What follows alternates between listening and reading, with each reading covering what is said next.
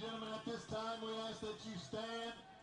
Turn your attention to our stars and stripes in the north end zone as we pay honor to America, our flag, and those who have sacrificed for the freedom we cherish this evening as we play our national anthem.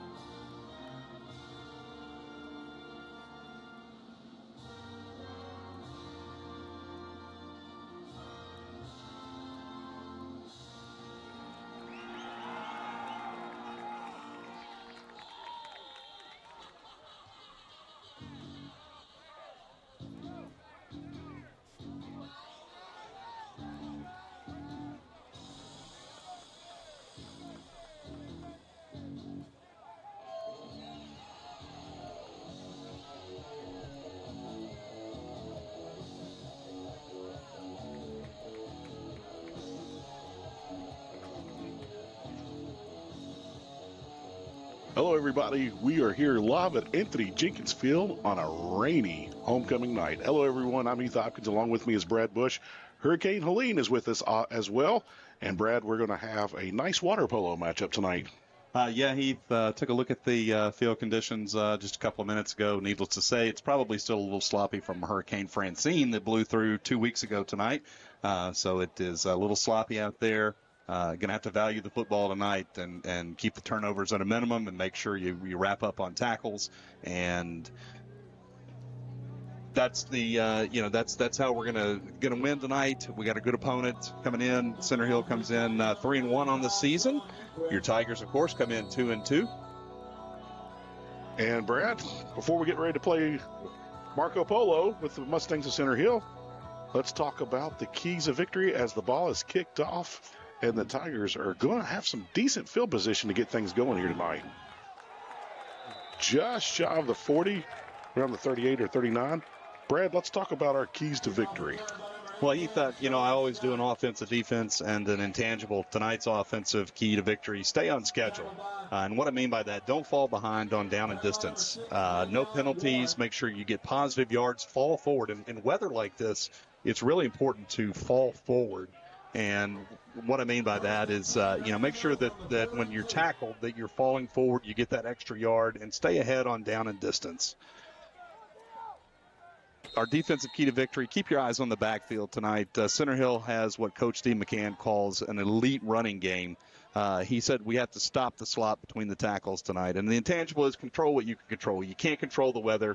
Helene's here. We can't do anything about it. What you can do is manage the game and manage your emotions, keep your emotions in check, keep your composure, and control what you can control.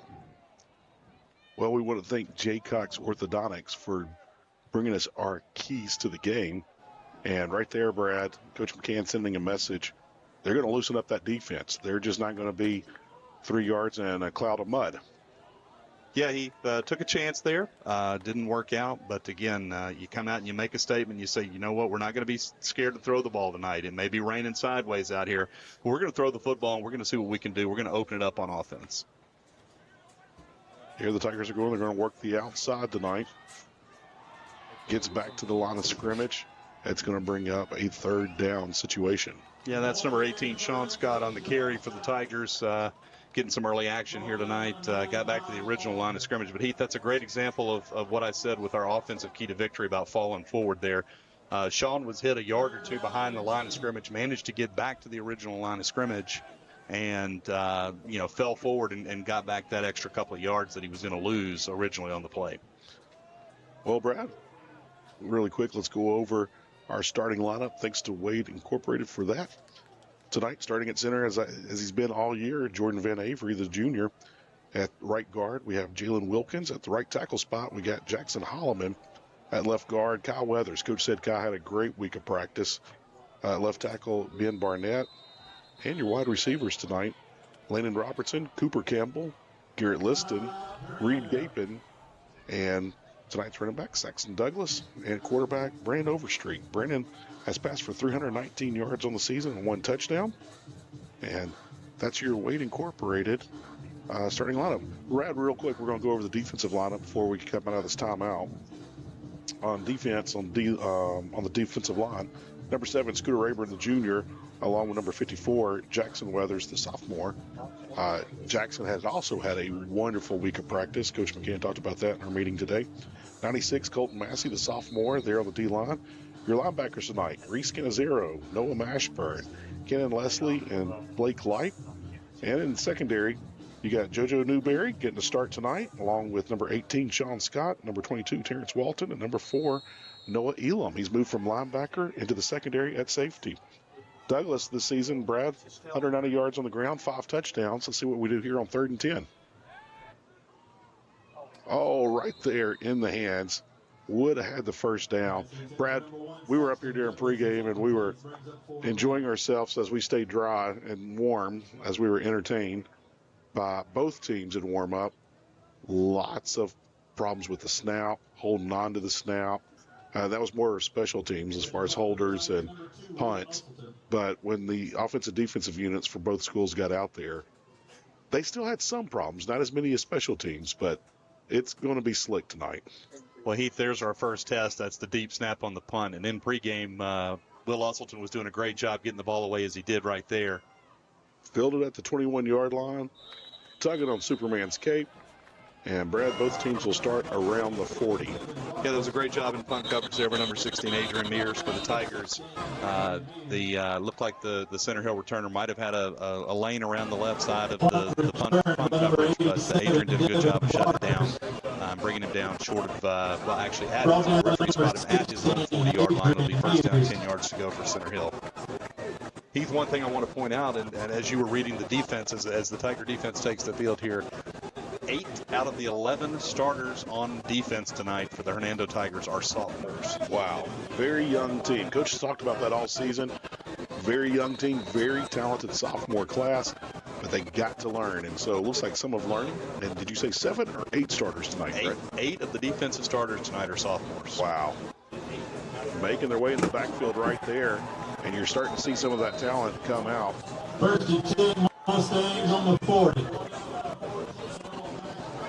Noah right there, playing that linebacker position, was in the backfield. Also, Kenan Leslie right there. Kenan Leslie making things happen as well. Noah Mashburn, not a sophomore. He is a Stone Cold senior, and he delivered a Stone Cold hit right there on first down. Gain 1 for the Mustangs, 2nd and 9. They are really creeping into that box, Brad. Yeah, Coach Steve McCann told us that's what was going to happen. He told us that Center Hill wants to run the ball between the tackles, and he was going to load the box and make them beat you out on the outside and in the passing game in a weather-affected game like tonight. We'll see if the strategy pays off, but right there, a nice gain across midfield down to the Tiger 35-yard line. Center Hill has it 1st and 10. Well, right now, we're lined up. A little bit of a wildcat formation. Looks like the Tigers going back to their standard 3-4. Last week against Miami, they ran a lot of 4-down linemen on defense. Looked like the Tigers got a little antsy there, jumped early. So it's going to be a free 5 yards. Going to make it 1st and 5 for Center Hill. Runs good for a Mustang, 1st down. Well, the penalty will go against the Tigers, 1st and 5. And let's see, Center Hill staying in that Wildcat formation. They've rolled that tight end to the right. He's coming in motion to the other side. He's pulling to make a block. And Tigers are right there on top of it. It'll bring up a 2nd down situation. Yeah, great defensive surge for the Tigers there, led by number 4, Noah Elam. Stopped him after a gain of a couple. But again, that's exactly what Coach Steve McCann talked about. All right, here we go. So 2nd and a long one, we'll call it 2. Stayed in that Wildcat formation. That tight end's right there. They pulled him on the last play. Let's see if they run the same play here, Brad. Nope, they're going to the outside with it. Met in the backfield and slipping his way forward for the 1st down. That will move the chains. Yeah, Heath, that was a dynamic running back for Center Hill there, running out of the Wildcat. That's number 8, Lawrence Autry. He had over 200 all-purpose yards last week in Center Hill's win over Indianola Gentry. He is getting all kinds of looks from all kinds of schools, and Coach Steve McCann said that he might be one of the stronger running backs, and that includes the young man from, and I can't recall his name, from Tupelo a few weeks ago, who is expected to be an SEC contributor at a high major program. Coach Steve McCann said Lawrence Autry might be as good or better than that young man, and that's high praise coming from our coach. That's very high praise, to say the least. Very, very, very high praise. Well, Brad, right now, Center Hill's not making any bones about it. They're not testing the air. Didn't expect them to. They're just lining up and coming straight at you. Yeah, but Heath, they are running kind of a spread formation. They've got two receivers spread wide in the formation, and they've got a slot man. Actually, 3 receivers wide in the formation and a slot man. So they are running out of a spread look here, but they look like they're going to stick to the Wildcat here. And once again, Lawrence Autry, number 8, in the backfield. He's going to carry it. And looks like Center Hill is content to just say, you're going to have to stop this play before we try anything else. And on that play, you saw Autry's speed and power combination takes it around the right side into the end zone for the Center Hill touchdown. Well, 7 minutes, 32 seconds on the clock. Center Hill strikes first, gets on the board. And interestingly, Center Hill is going to send out their extra point field goal unit. Kicker. This could be entertaining. We saw a lot of crazy snaps, especially with the field goal unit with Center Hill in pregame. So let's see how this goes here, Brad. Kicker number 91, Aiden Anawalt, in there. Snaps good. There actually, the hold was bobbled, Heath, and we talked about it right there. That's one of the dangers of trying to kick the ball in this situation is, and we talk about it every week, Heath, and I make a point and you make a point to when the Tigers have a successful kick, we call out not only the kicker, Will Usselton, but we also call the deep snapper, and I believe it's Jackson Weathers, and the holder, number 8, Cooper Campbell, because it takes a combination of all 3 of those folks doing their job and doing it perfectly. The center, the snapper, and the holder have to do their job before Will even gets an opportunity to try the kick. And so you saw right there how the weather can impact that part of the game. You leave points off the board, and hopefully the Tigers can now go down the field, score, and take advantage of that. Well, Brad, when we started tonight's game, we were talking about our keys to victory. We want to thank J. Cox Orthodontics for being our sponsor. What a beautiful smile makes a great first impression. Go see our friends at J. Cox Orthodontics. Really important, Heath, here for the Tigers to respond. They forgot to mention Center Hill won tonight's opening coin toss, and deferred. And so the Tigers, of course, chose to receive on the opening kickoff. We're not able to capitalize on that opening kickoff, and so now the Tigers need to respond. They don't want to get down too far to Center Hill. Look for the offense to come out here and try to attack again. All right, here we go. So Tigers take the field on their second possession this evening. And we are looking to see what that Center Hill defense do. They're kind of coming out a little slow, Brad. But one thing that's going to be entertaining, and we just talked about it, special teams. We saw 2 kicks, 2 punts, and, 2 kickoffs, 1 punt, and an extra point, and good returns on the kicks. And Tigers working right up the middle and not doing anything special. Whoa, a little extra there. Center Hill. But that's going to bring up a second and 9 situation. But special teams is going to be entertaining tonight. We talked about it. The turnovers. You've got to take care of the football in these conditions. The rain is just coming down right now, Brad. Yeah, it's showing no signs of letting up. The wind seems to have died down a little bit, so maybe that's good. Folks, umbrellas aren't turning inside out like they were in pregame. But as Saxton takes the ball around the right side, and it's going to pick up some good yardage there, brings up, and this is exactly what I alluded to on offense and our keys to victory, Heath. Stay ahead of schedule. We had a 2nd and 9, gain of 1 on first down play, 2nd and 9, and now you're in a 3rd and 4, which is manageable. So you did exactly what you want to do there, which is stay on schedule and don't get behind on down and distance. Today when I was talking to Steve McCann, head coach for the Tigers, he was mentioning you want to limit turnovers, but you need to start moving these chains. He talked about this group. Once they get that first down of the game, they really start to click. He's so impressed with his offense that after one first down, they really feel like they can start rolling.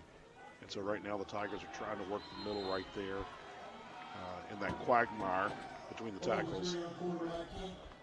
Yeah, Heath, tough sledding, as they say there, for the Tigers. Number 15, Joshua Gale. Linebacker stepped up and made the tackle for the Mustangs. It's going to bring up a 4th down situation. Will Usselton in to punt again.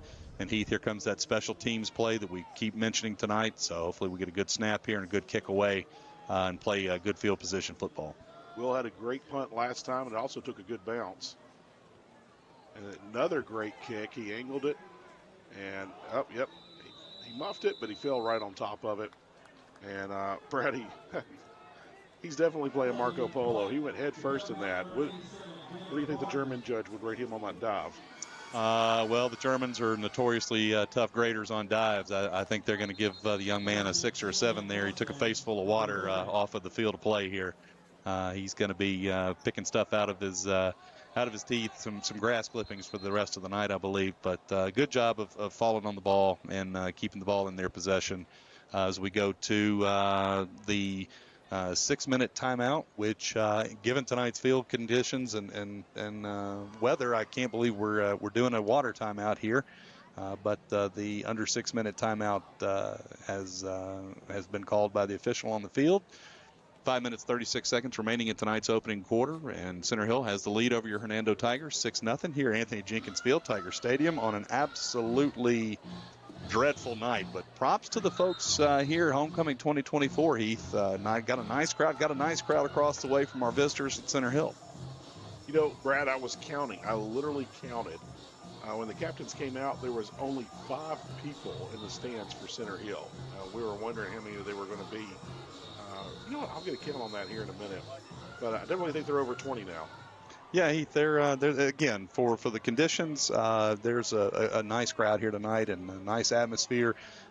You really hate that the weather affected homecoming. It's our second game in 3 weeks that's affected by the weather. You only get 6 home games, regular season home games, and you hate for 2 of them to be in these type of conditions. And hurricane, it kind of robs the young folks of the opportunity of the experience. I know Friday Night Lights is a big deal. It was a big deal to me when I was young. Heath, you were out on the field. I was in the stands. But nowhere I'd rather be when I was in high school than at the stadium there in the stands cheering on my South Haven Chargers, your SBEC, now North Point Trojans. Yep. Many moons ago. You know, Coach McCann mentioned, he kept saying the word stop the slump. Stop the slump. And he went into detail about that. He said their guards are elite, the center is elite, and the running back is elite. And we talked about that, and he said you've got to stop the slop. He said they're going to make it sloppy, and they're going to keep it between the tackles, and those guards and that center are just going to have their way. So right now we got a great shot of those guards in that center. 4 down line, but they definitely got to push forward right there. But look at the Tigers making a stop at the line of scrimmage. Trenton Nettles on the quarterback key. Brought down number 23, Walton. Yeah, Heath, and interesting to watch what Center Hill is doing. So they've got a young man who's out at wide receiver right now, number 19, Trenton Nettles, who also plays quarterback when they're not running out of the wildcat formation, so to speak, here, which they are currently in. Lawrence Autry, number 8 in the backfield, playing quarterback. He's normally the running back here, but 2nd and 8 for the Mustangs. Here we go. And once again, the Tigers are plugging up that middle quick, Brad. The D-line linebackers are just plugging the gaps. They are forcing Center Hill to go to the outside. Yeah, they are, Heath. Brings up a 3rd and long here. In better weather conditions, what you worry about there is just as soon as you start plugging up those gaps that you're talking about, you worry about them going over the top of your head. Autry steps back and lobs a pass to a receiver who may be open down the field. In these weather conditions, I doubt you're going to see that happen. So you can really pin your ears back, as they say, if you're the Tiger defense, and go after the runner. Well, I will say this, how the rain is slanting coming in. It would be going against the pass. That would help the receiver. If it's going with the pass, that means rain's falling in your face. So if they do decide to pull up. But there you go, Brad, number 19 in the backfield, and they have a flag on the field. It's going to be a delay of game. And Heath, one thing to note, the play clocks do not appear to be operational tonight, which means the back judge keeps the time on the field. He's got a set of signals that he gives. And the reason it's the back judge is he is in the direct view of the quarterback normally. And so that's why he keeps the time, keeps the play clock, and he's got a series of hand signals as the clock nears 0. So you've got to be, if you're the coaching staff for both teams tonight, you got to let your quarterback know that's what's happening, and for them to keep an eye on that particular official pre-play. 3rd and 11. Love to see the Tiger defense get a stop here, get the football back, and see if we can't get on the board. Got a southpaw at quarterback. Let's see what happens. And Brad, right now, magic is happening. Tigers have got a chance. They've got some blockers, and Brad, there it is. Pick 6. We got a tie ball game. Heath, that's number 4, Noah Elam, who did a great job stepping into the passing lane. He was able to dodge the quarterback, number 19, Trenton Nettles, at about the 35-yard line. Smooth sailing into the end zone from there. Heath, I didn't see exactly where he picked it off. It was around the neighborhood of midfield. We're going to call that a 50-yard pick 6 interception return for 6. Noah Elam, the sophomore, number 4, been getting the start at linebacker all year. They moved him to safety this week, and Brad making big plays already. Yeah, Heath, that's exactly what you want to see in a game like this. Get back to even in terms of the score. Now you've given up a touchdown after receiving the opening touchdown and opening kickoff, and now you've got a touchdown of your own, so you're back on schedule in terms of possessions. Heath, here comes that tricky special teams play here. We'll see how the Tigers handle it. Some issues getting the proper personnel in, but looks like we're set to go now. And here we go. Usleton had looked good during pregame. He looks good now, Brad. So 2 minutes, 33 seconds remain in quarter number 1. The Tigers have taken a lead off a defensive score. A pick 6 by Noah Elam has got the Tigers in the lead. And Brad, we have special teams look smooth right there. We had the snap for number 54, Jackson Weathers, the hold from Cooper Campbell, and the kick for number 2, Will Usleton are all good. And Brad, that's the kind of play right there that really dejects you. So think about it if you're Center Hill. You were moving the ball wonderful there, your first drive. You're in this driving rainstorm. You're on the road. There's not many fans in the stands that come to see you tonight. And then your very first pass is a pick 6, and you find yourself behind. And now the Tigers are coming out.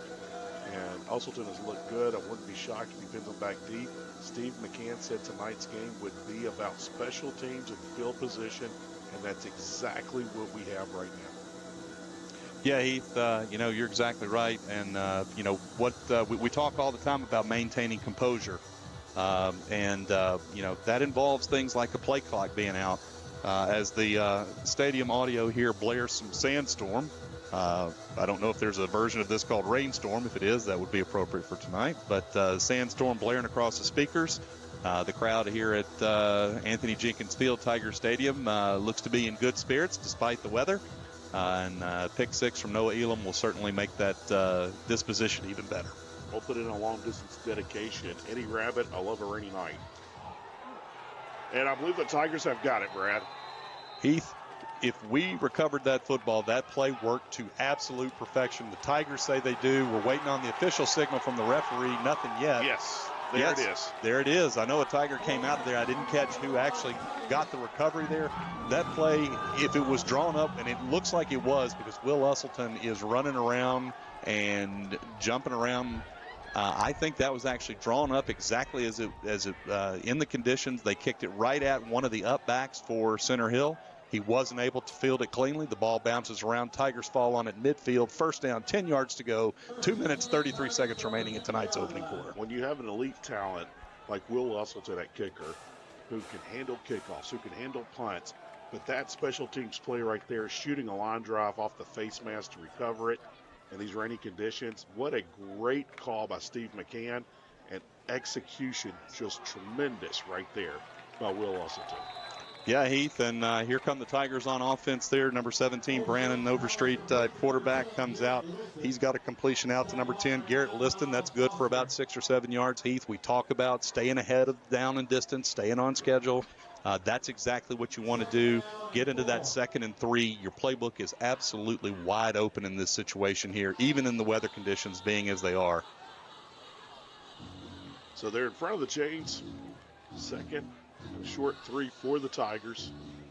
2 receivers to the right, 1 to the left.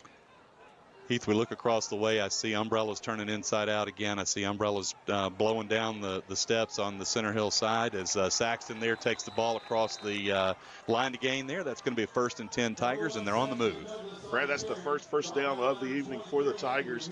And we already mentioned what Coach McCann mentioned in the meeting today.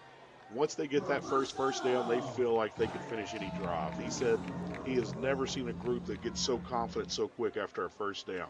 And there is a lot of energy breaking that huddle. Well, Heath, I liken it to a basketball, a shooter, a guy who's a renowned shooter in basketball. If he goes on a cold streak during a game, if he's a long-distance shooter, sometimes he just needs a free throw or a layup to go in and see that ball go through the net. Same thing happens here with the first down, as Saxton took a lick there from the Center Hill defender.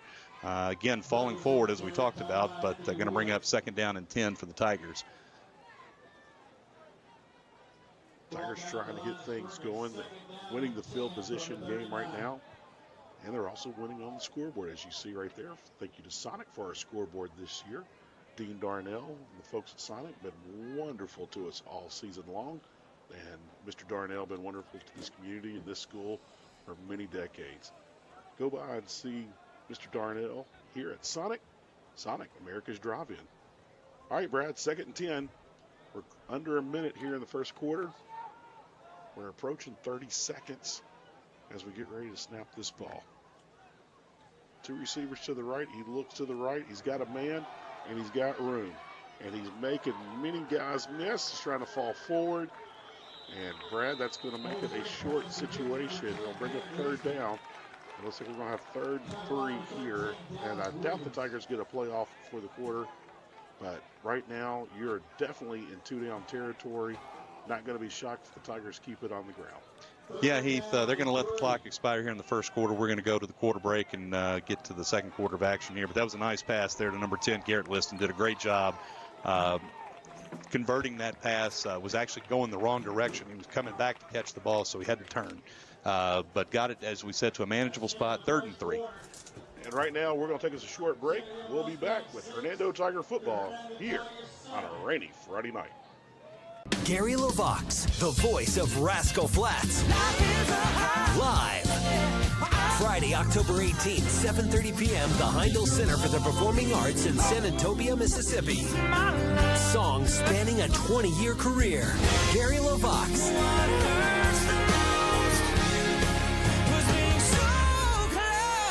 On sale at HeindelCenter.org.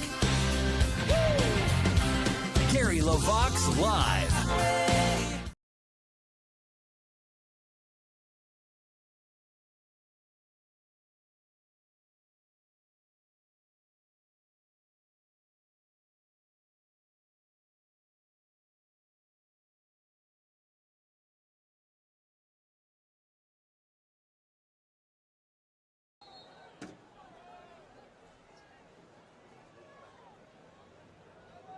And welcome back, everybody. Anthony Jenkins Field, Tiger Stadium. Beginning of the second quarter of action here. Tigers lead 7-6 on a rainy Friday night. Hurricane Helene making her way through the area here. And Tigers have the ball 3rd and 3 at the Center Hill 31. And looks like, and I'll tell you what, that's going to frustrate Coach Steve McCann. Got to take a timeout. Coming out of the quarter break there, was late. One Hernando player was late getting into the formation, and really got to pay attention to that kind of stuff. Nothing will drive a coach crazier than having to burn a timeout coming out of a timeout. Yeah, that's always a painful thing for a coach. Coming out of the quarter, getting things together. You got a lot of energy. You're moving that way, and you got to burn a timeout. And field position is a premium. Holding on to the ball in the sloppy conditions is just a very huge key to the game. But you've got to keep the momentum going forward, and you don't want to see that happen, especially coming out at the end of the quarter. So it'll still remain 3rd and 3. Tigers in 2-down territory. Brad, I believe we got someone new at quarterback. We're running the Wildcat, I believe. And there is a flag there. Let's see if that's a face mask or a hold. Yeah, Heath, I'm not sure. It is a hold against the Tigers according to the white hat, so that's going to move the ball back 10 yards from the previous spot. Going to turn it in 3rd and 3 into a 3rd and 13. Good news is you get to keep the down and you get to try it over again. The bad news is you got to move back 10 yards to do it. So now, as we talked about in the opening, Heath, you're behind on down and distance here. What you want to do, this is definitely 2-down territory here. You want to put yourself in position to have a 4th and medium or short here that you can try to convert. All right, here we go. 3rd and 13. Tigers break the huddle. And looks like they're keeping things tight. 2 receivers to the left, 1 to the right. 1 man in the backfield with Overstreet. And here we go. Tigers look right. And now we're just flushed out of the pocket. He's got plenty of daylight. Brad, that's a 1st down and plenty more. Yeah, Heath, I'm looking around. A lot of times when you see a play develop like that, you expect to possibly see a flag on the field for a hold behind the play. No flags on the play. Brandon Overstreet did a great job there, stepping up, avoiding the pressure, got out around the left side, made 1 man miss, and he's across the 30-yard line. That's a 1st down for the Tigers at the Center Hill 26-yard line. Well, ladies and gentlemen, we have tents in the stands tonight. That's blocking your camera angle. Some folks trying to stay as dry as they can here in Hurricane Helene. Yeah, Heath, I don't know that I blame them. If I was out there, it actually seems quite genius. I never would have thought of that myself, so props to those folks. We see a tent on the other side as well.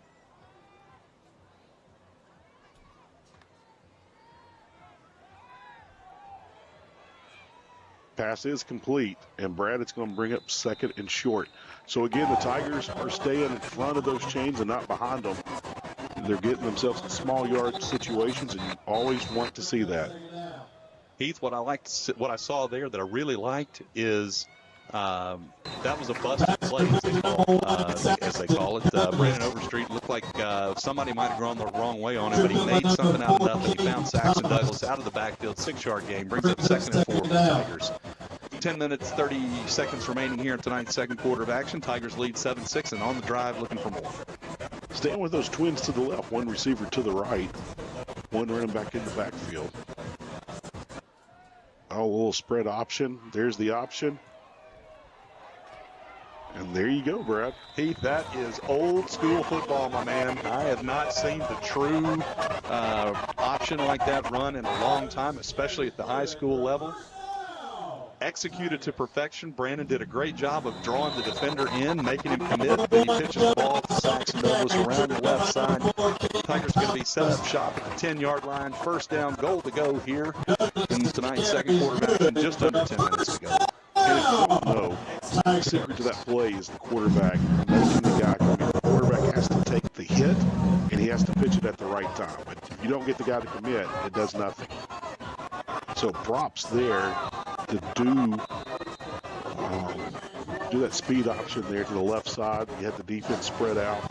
You work that angle, and he knows he's going to take a hit. He knows it's going to hurt. He knows he's going to end up in the mud, and times it perfectly.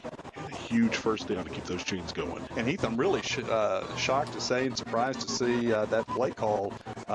That's a timing play. That's a play that relies heavily on timing and execution. In these weather conditions, that's a bold strategy, as they say, but it paid off there for the Tigers. All right, Brad. So now they're going to be facing a third down. Yeah, Terrence Walker, number 23, on a couple of consecutive carries there. One of them gained a yard and then lost a yard on the next play. Going to bring up a 3rd and goal from the 10-yard line. Tigers, be interesting to see if they don't manage to get the touchdown here or get a penalty on the defense, what they decide to do. Because, again, weather conditions being what they are, you're not going to get the ball this deep in enemy territory very often. And so we'll see what they do. Wouldn't be shocked if we saw the offsides play. We may not see it here. All right.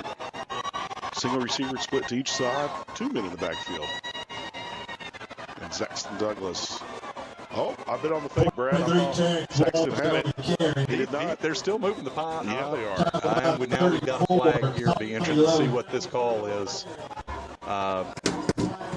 That's a face mask against Center Hill, it looks like. Now, as you and I know, and we've discovered, a personal foul face mask does not necessarily give a first down to the offense here. So I believe it's still going to be 4th down. They're going to move the ball half the distance to about the 1.5-yard line.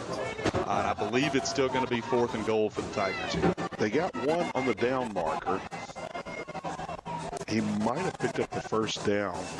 Well, Heath, the chains were down, so I don't know. Maybe it is an automatic first down. So a 1st and goal situation.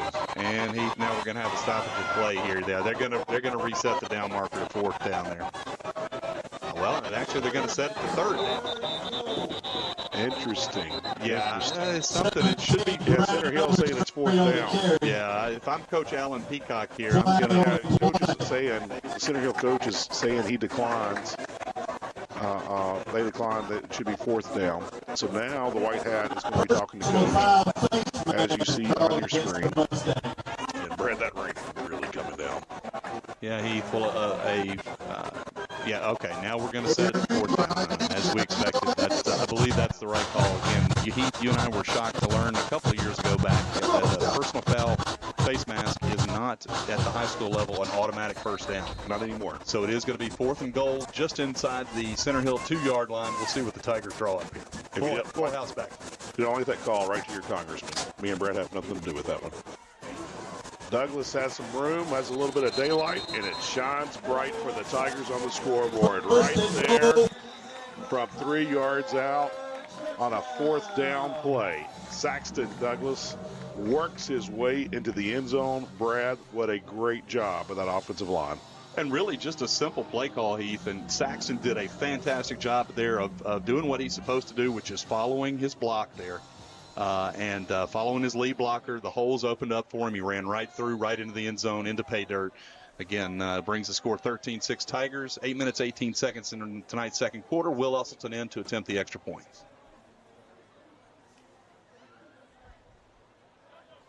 Usselton is ready. Good. Put props on right there to Cooper Campbell on that hold, the senior. It was a hold that he had to bring out of the air. It was coming fast. It was slick. The ball slipped out. He got it on the ground. It wasn't the most beautiful kick, but it did go through the uprights. Give Cooper Campbell a lot of credit right there.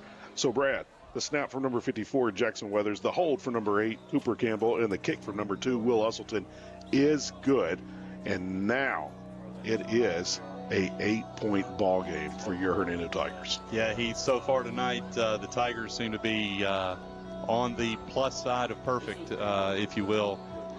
They had a perfectly executed, I don't know if you call that an onside kick, but it looked like it was definitely a design play to try to force Center Hill to field a kickoff, a short kickoff that worked to perfection. The Tigers recovered that.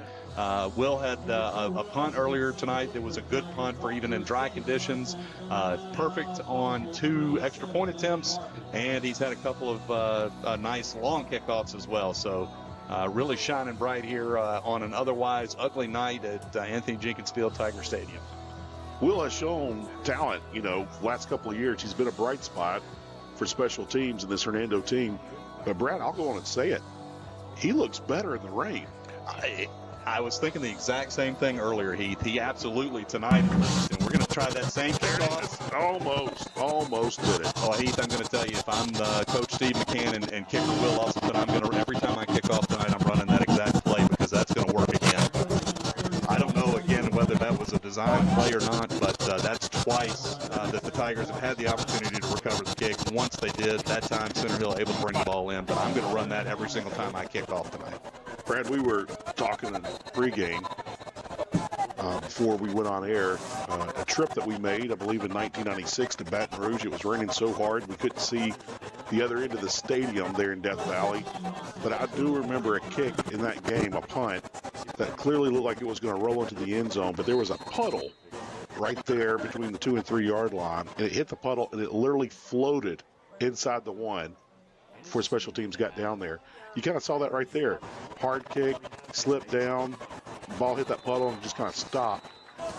Looks like the Tigers have practice and are wanting to do something with these conditions and use it to their advantage. Yeah, you love to see that, Heath. And I'm gonna alert the listeners and viewers at home that Heath and I are both Mississippi State Bulldogs, and we were probably on the wrong side of an LSU. And I would be willing to bet, I don't remember the play in question, Heath, but I'd be willing to bet that it was LSU that benefited from that puddle, because weird things happen in Baton Rouge and Death Valley. That place ain't right. There's weird things that happen down there. I think every visiting fan that's ever been down there, I think even some of the hometown LSU fans would tell you there's something mystical and magical about Death Valley. The late Mike Leach said it after he got a win there in his first game as Mississippi State head coach. A lot of ghosts in this place. I'm telling you, something supernatural, something mystical, something magical about that place. Great job there by the Tigers. They're forcing Center Hill into a third and long from their own 45. You get a stop here, Heath. 7 minutes remaining in tonight's second quarter. You get a stop here. You get the ball back. You go on a 5-minute drive. You go into halftime up 2 touchdowns. That would be an absolutely ideal way to start the first half here at Anthony Jenkins Field tonight on a dreary. All right, Brad. You're going with the left-hander and the backup quarterback. Almost picked off a second time tonight. Brad, that would have just been insane. 2 pass attempts, 2 picks.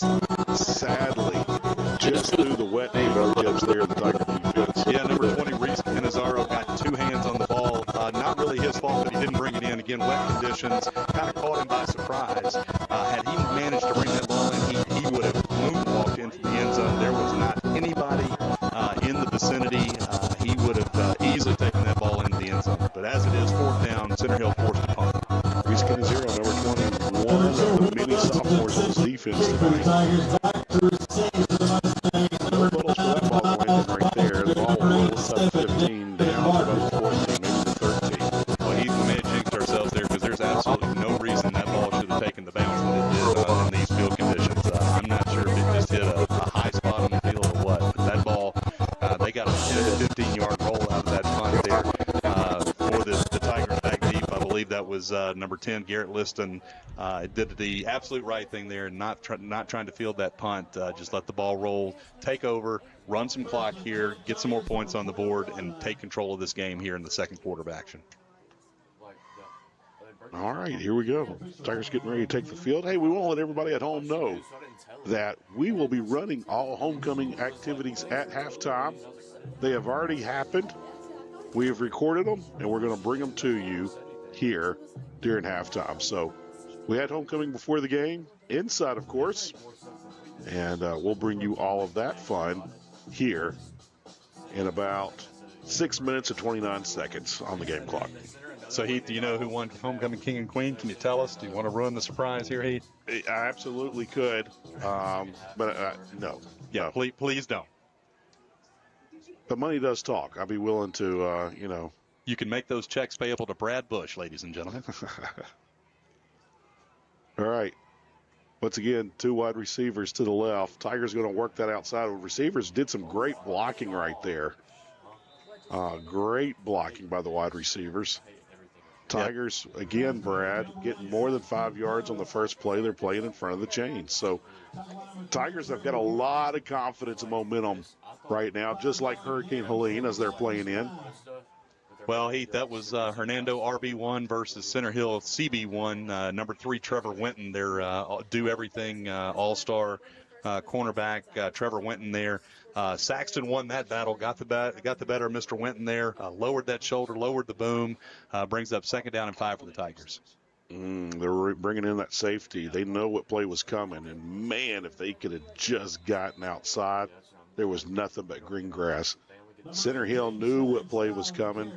They had sniffed it out, just a shoestring tackle away of making this game really out of hand. Yeah, Heath, what you want to do here is be sure you protect the football. It's okay to punt in this situation here. Don't try to do too much with it. If the play is not there, just, again, fall forward, get all the yards you can, live to play another down here. Let's see what Coach McCann has dialed up. 2 running backs in the backfield. Quarterback keeper. He's got some room, Brad. Can he make it happen? Little shake and bake. I think he might just be short or right there. It's going to be a left foot or right foot spot. Yeah, we can't really tell on the narrow side of the field here. Let's see. They signal It's a first down. There you go. Great job by number 17, Brandon Overstreet, out of the backfield, manages to pick up the first down. That is huge as the clock continues to run here in tonight's second quarter. 4 minutes and 50 seconds remaining. Tigers on the move here just outside their own 20-yard line, 1st and 10. I do believe the Tigers still have 2 timeouts remaining here in the first half. Correction, they have 1 timeout. Thank you, Brad.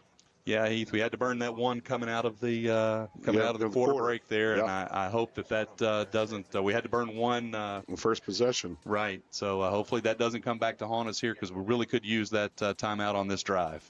Quarterback keeper once again, and lots of gang tackling right there. Stop made by a host of Mustangs. Yeah, that was big number 77, Ananias Guy for Center Hill there. He's shaken up on the play, slow to get up, but he was the first man to meet Brandon Overstreet out of the backfield. And Mr. Guy is a large young man, good-sized young man, and I certainly would not want to go one-on-one up against him. Wet or dry, correct? Yeah, absolutely. Neither nor. Well, now you have 2 wide receivers to the right, 1 to the left. They've been usually going to the twin side. Let's see what the Tigers do here. Got a man trying to slip up. Nice open field tackle right there. Yeah, Heath, I'm going to give props there to the Center Hill defender. That's number 13, Dallas Williams, on the tackle. He did a great job. That's a young sophomore there for the Mustangs. If he doesn't manage to bring the number 10, Garrett Liston, down there, he's going to run for a while. So good open field tackle. Going to bring up 3rd down and around 4 or 5 for the Tigers here. Well, if the Tigers happen to run the offsides play, it will be enough just barely for a first down. Let's see what Hernando has dialed up here on this 3rd and 4 situation. You think Coach McCann is above running an offsides play? I do not. I do not either, Heath. Swing pass out to the outside. He's got room, Brad. And I do believe on the slot he got it. Absolutely. Again, Heath falling forward. That's number 23, Terrence Walton, out of the backfield. I'm going to tell you right now, Heath, this Tiger offense is absolutely clicking. Yeah, they are. It is fun to watch, especially with the swing passes out of the backfield, mixing runs and passes, quarterback keepers here. Steve McCann and his assistant coaching staff are dialing up a heck of an offensive football game plan right now. Well, Tom, is slightly a concern. You're at the 35-yard line. You've got a ways to go. You got 65 yards to go with only 1 timeout. Let's see if the Tigers try to work the sidelines. And maybe the ball hung up a little too high. He did say he came down with it. The ball will be placed at midfield. That'll be the first turnover for the Tigers tonight. Yeah, that was number 4, Caden Thomas. Did a great job taking the ball away from the Tiger receiver. They're going to say he was down, and he was down at midfield at the 50-yard line. And the Mustangs, with 2 minutes and 16 seconds to go, trailing by 8 here in tonight's second quarter, going to take over, 1st down and 10 yards to go from midfield. And really what you didn't want to have happen there, if he completes that pass, it's great. It's a first down. You're still on the move. But that is a long, long pass. Tigers were on the left hash. That ball went to the right side of the field. That's about a 35, 40-yard pass.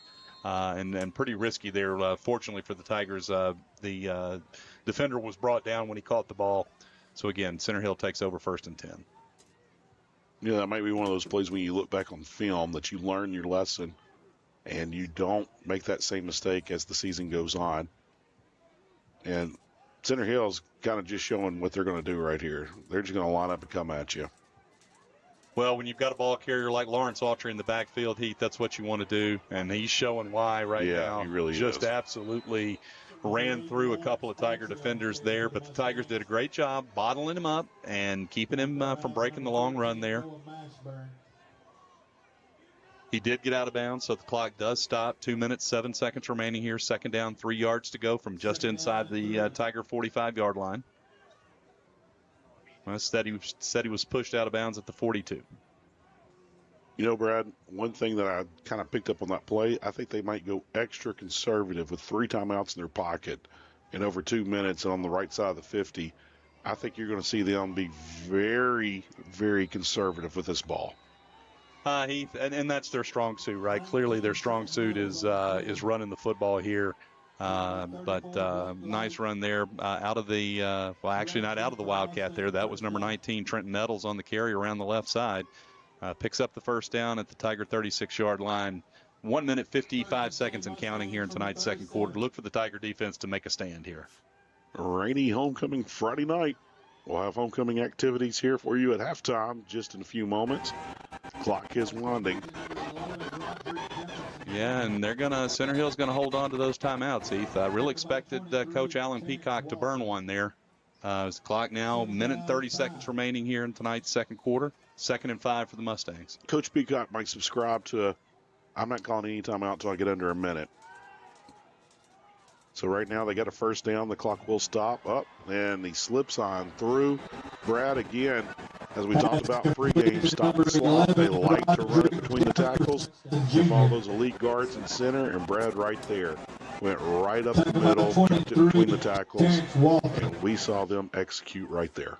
Yeah, that was just big boy football there. That was number 8, Lawrence Autry, out of the backfield, and just my best guy getting the football and taking it right up the middle, and ran over a couple of Tiger defenders on his way to the end zone. Makes the score 14-12. Big play here, Heath. If you can hold them here, then you're still ahead, and you can make something happen here. They are obviously going to line up and go for 2 here. Trenton Nettles in at quarterback, number 8, Lawrence Gentry. Southpaw, he's got the ball. He's trying to run up the middle. They try to go with fresh legs, and the fresh legs makes it in, Brad. Yeah, they said he got there, Heath. I thought maybe the Tigers might have had him stop short, but again, we talked in the opening about falling forward, and that's exactly what young Mr. Autry did there. Manages to fall forward in the end zone. We've got ourselves a tie ball game. 1 minute, 15 seconds remaining here in the 1st half of action at Anthony Jenkins Field. Well, one good thing is the Tigers have looked great when they've got the ball in special teams. They've had great returns. Tigers will need one here if they want to do anything right before half, but you've got to have a big, big return. Yeah, Heath, field position is going to dictate kind of your offensive game plan on this drive here. If you get the ball outside of your own 40-yard line, maybe you take a couple of shots, see what you can do. If you get the ball inside of your own 40, chances are you're going to see them run the ball, try to run some clock. If you bust one, you happen to bust one. If not, you take it into halftime tied and you go start the second half 0-0. Well, the Tigers got hurt on the turnover. Both teams have turned the ball over, and both have led to touchdowns. So now, Hernando with that 8-point lead, it's been erased. We are all tied up. Right here, just over a minute, 75 seconds remaining until we have homecoming activities. Let's see what kind of return we got. Big bounce right there. Tigers have got a little green, trying to make it happen, and they slip down just past the 30-yard line. Heath, I'm baffled once again. There is no reason that ball should have taken the bounce, and it hit roughly in the same spot that punt hit earlier. I just don't know what's going on out there. I mean, it is an absolute slop fest out on that field. There's no reason that ball should have taken that bounce. But glad it did, because that's the kind of play where if that ball sits down and checks, then it becomes a free ball. And then bad things can happen. So actually in that case, it worked in the Tigers' favor. The ball popped right into Sean Scott's hands. Tigers take over 1st and 10. Well, Brad, there's a small reason that might be the case why it's so dry that's taken I don't want to say so dry, but drier, and taking those bounces right there. Douglas working the outside, brought down. Let's see if Center Hill decides to burn those timeouts. I think Center Hill will be happy to go to the locker room tied up. Brad, a lot of people think that a playing field is an even surface. It's flat. It is not. There's a pitch there in the middle of the field, and there's a small grade going to each side. So when it does rain, the water runs to the side. So the highest point is square down the middle of the field, and that's where that ball has been bouncing. So there's still water there. There's just the least amount of water there. Yeah, Heath, I agree with that. But in a hurricane-like conditions here that we've got, really surprised to see that ball there. That was number 23, Terrence Walton, on the carry for the Tigers. Going to lose a yard, bring up 3rd and 7 or 8. Heath, I'm really surprised Alan Peacock isn't using his timeouts here. He looks like he's content to take this to halftime, tied up 14-14. I'm shocked as well. And it looks like the Tigers are going to go in. I was wondering if they might take one more cheap little shot toward the end zone, but they aren't. They're going to head on back in, and we're going to go to halftime. So with that, ladies and gentlemen, as we promised, here comes homecoming activities that we have recorded before the game. We hope that you enjoy this, and we will be joining you here as we get ready to start the second half. Right now, it's time for homecoming 2024. You're watching Hernando High School Tiger football. Sophia Catherine Maschke.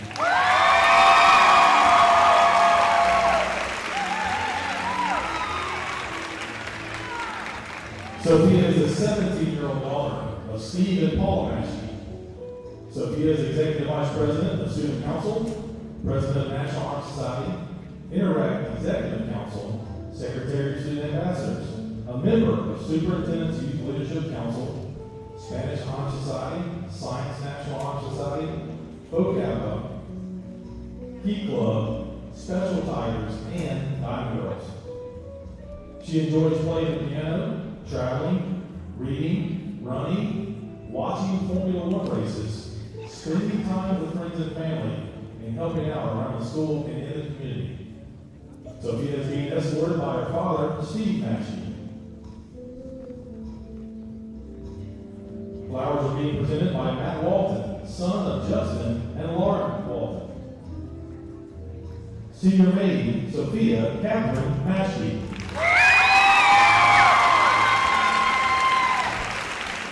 Our next senior maid, Addison Grace Kramer. Addie is the 17-year-old daughter of Robert Kramer and Jessica Atkinson. Addie is a member of Fellowship of Christian Athletes, Diamond Girls, Rho Kappa, National Honor Society, Interact Club, Spirit Club, Science National Honor Society, Superintendent's Youth Leadership Council, and more. She enjoys art, spending time with friends and family, going to church, and shopping. Addie is being escorted by her stepfather, Steve Atkinson. Flowers are being presented by Davis Wilkins, son of Shane and Stephanie Wilkins. Senior maid, Addie Grace Kramer.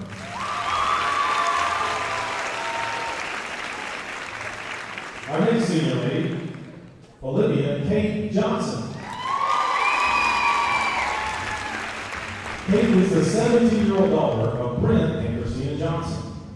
Kate is the senior class secretary and member of Student Council, president of Student Ambassadors, a member of Junior Auxiliary Crown Club, Key Club, NHS, Senior NHS, Gridiron Girls, Rho Kappa, Sign Language Club, Interact, and on the HHS softball team. She enjoys spending time with family, friends, going to concerts, photography, going to football games, loving others, and following Jesus. Kate is being escorted by her father, Brent Johnson. Flowers are being presented by Connor Couch, son of Brian and Stacy Couch. Senior maid, Olivia Kate Johnson.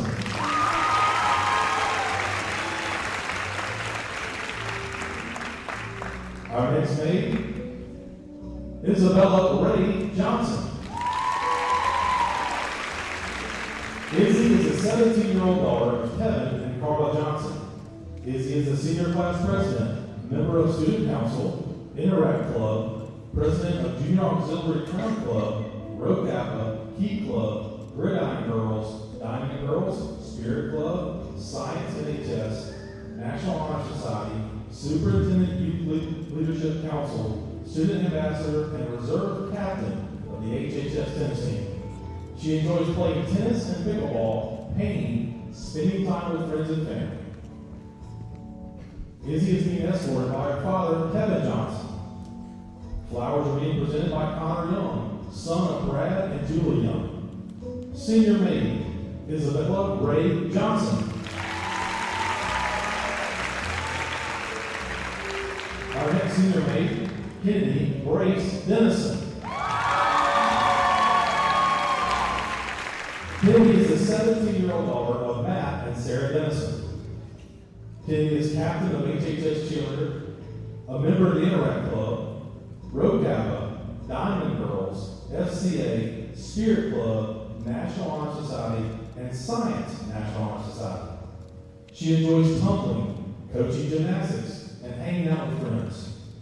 Kennedy is being escorted by her father, Matt Dennison. Flowers are being presented by Jack McCaleb, son of Jason and Kim McCaleb. Senior maid, Kennedy Grace Dennison.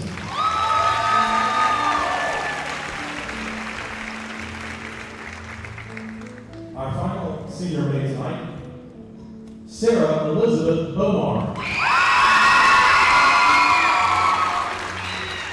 Sarah is an 18-year-old daughter of Richard and Shannon Bomar. Sarah is the captain of the HHS girls soccer team and member of the Spirit Club, Key Club, Interact Club, Rho Kappa, National Honor Society, Spanish National Honor Society, Science National Honor Society, and treasurer of the Junior Auxiliary Crown Club. She enjoys spending time with friends and family, playing soccer, working out, and traveling. Sarah is being escorted tonight by her father, Richard Bomar. Her flowers are being presented by Wilson Crane, son of Matt and Heather Crane. Senior maid, Sarah Elizabeth Bomar.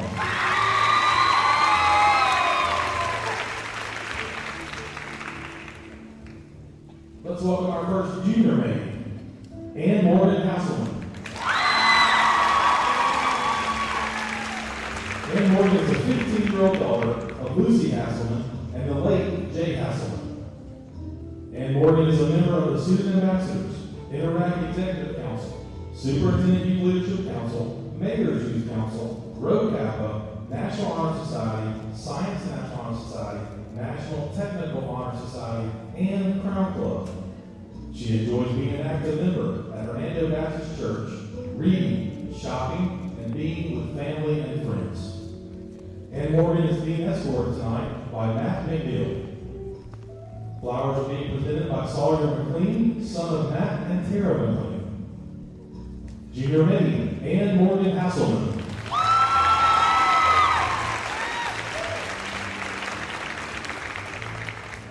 Our next junior maid, Libby Catherine Foster. Libby is the 16-year-old daughter of Robert and Heather Foster. Libby is an HHS cheerleader and on the HHS tennis team.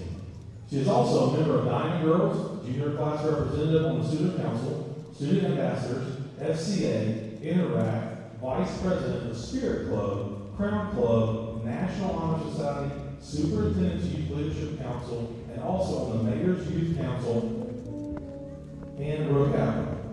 She enjoys cheering on the Tigers, playing tennis and pickleball, hanging out with friends and family, and attending church. Libby is being escorted tonight by her father, Robert Foster. Flowers being presented to her by Wyatt Sharp, son of Lee and Mary Dare Sharp. Junior maid, Libby Catherine Foster.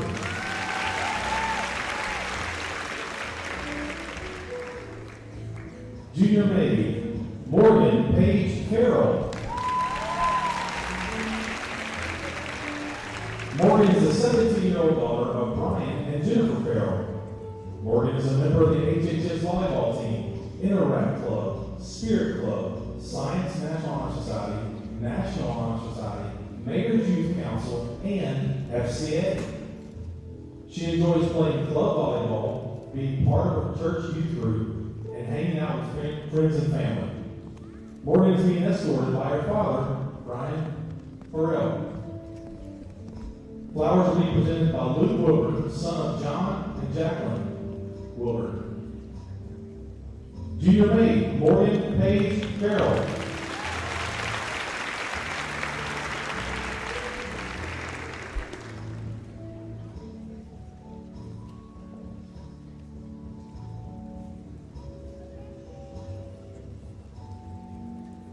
Our next junior maid, Adeline Kate Carter. Addie Kate is the 16-year-old daughter of Robert and Lane Carter. Addie Kate is on the HHS volleyball team and tennis team. She is also a member of Goalie Girls, Diamond Girls, FCA, Interact, Mayor's Youth Council, Vice President of the Spirit Club, Crown Club, National Honor Society, Junior Representative for Superintendent Youth Leadership Council, Student Ambassadors, Road Kappa, Sign Language Club, and also a mentoring leader. She enjoys playing sand volleyball, tennis, shopping, hanging out with friends and family, and attending her church youth group. Addie Kate is being escorted by her father, Robert Carter. Flowers are being presented by Gavin Walker, son of Isaac and Dogga Walker. Junior maid, Adeline Kate Carter.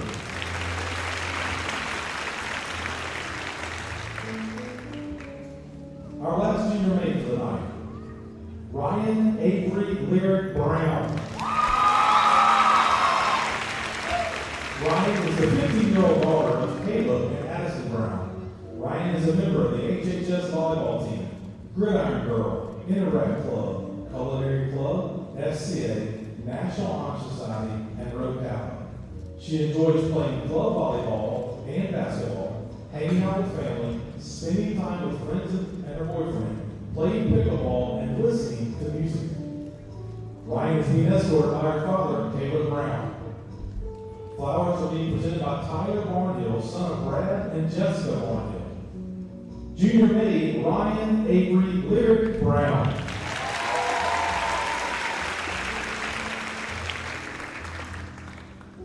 And now our first sophomore maid, Mary Hastings Parker.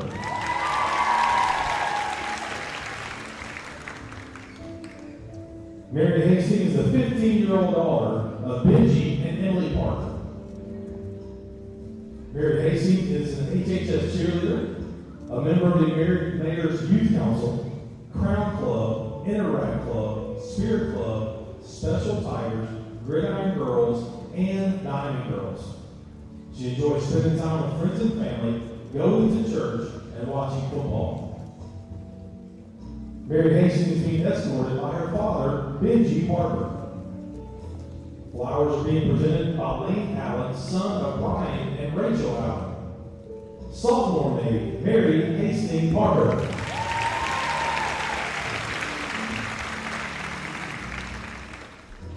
Our next sophomore maid, Sage Kerrigan McCallum.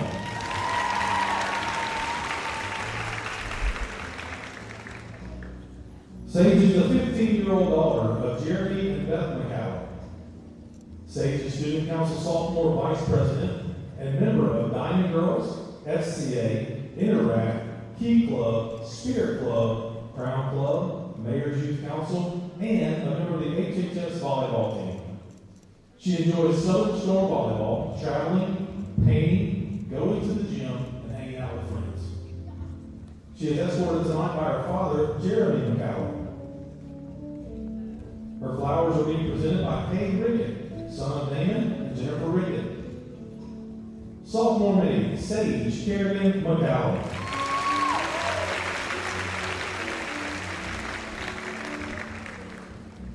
next sophomore maid, Caitlin Reese Gentry. Caitlin is the 15-year-old daughter of Brad and Augusta Gentry. Caitlin is on the HHS softball team and a member of FCA, Interact, Spirit Club, Key Club, Crown Club, and also on the Mayor's Youth Council.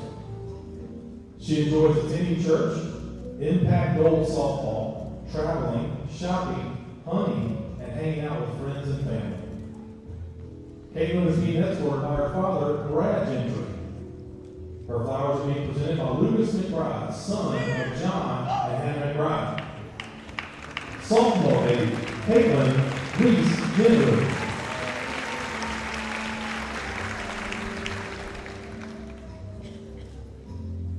Our final sophomore maid, Kylie Elizabeth Carter.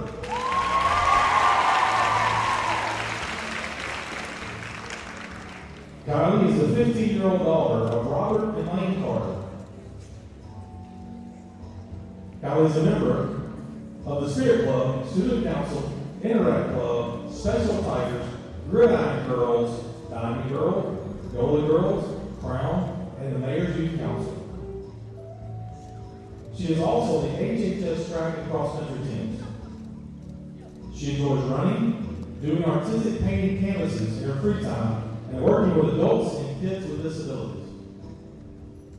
Kylie is being escorted by her brother, Graham Carter. Flowers are being presented by Ford Cooper, son of Michael and Julie Cooper. Sophomore maid, Kylie Elizabeth Carter.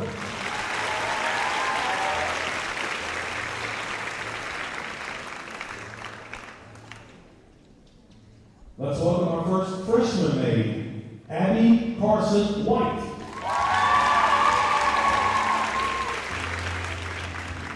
Abby is the 15-year-old daughter of Andy and Selena White. Abby is a member of the HHS soccer team, tennis team, and cross-country team. She is also in the Crown Club, Interact Club, Gridiron Girls, Spirit Club, and Key Club. She enjoys reading and attending her church youth group. Abby is being escorted by her father, Andy White. Her flowers are being presented by White Hess, son of Matthew Hess and Ashley Hess Carwalk. Freshman maid, Abby Carson White.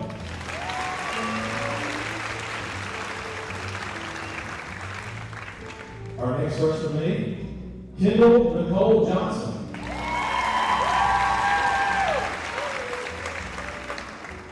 Kendall is the 14-year-old daughter of Sean and Shannon Johnson. Kendall is an HHS cheerleader, a member of the Mayor's Youth Council, Interact Club, Crown Club, and Key Club.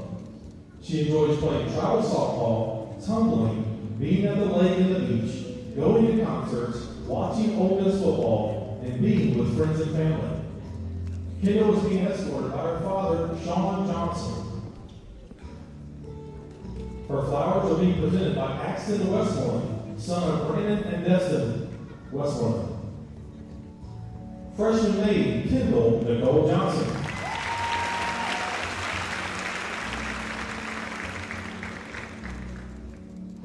Our final freshman maid of the night, Ellie Monroe Garrett.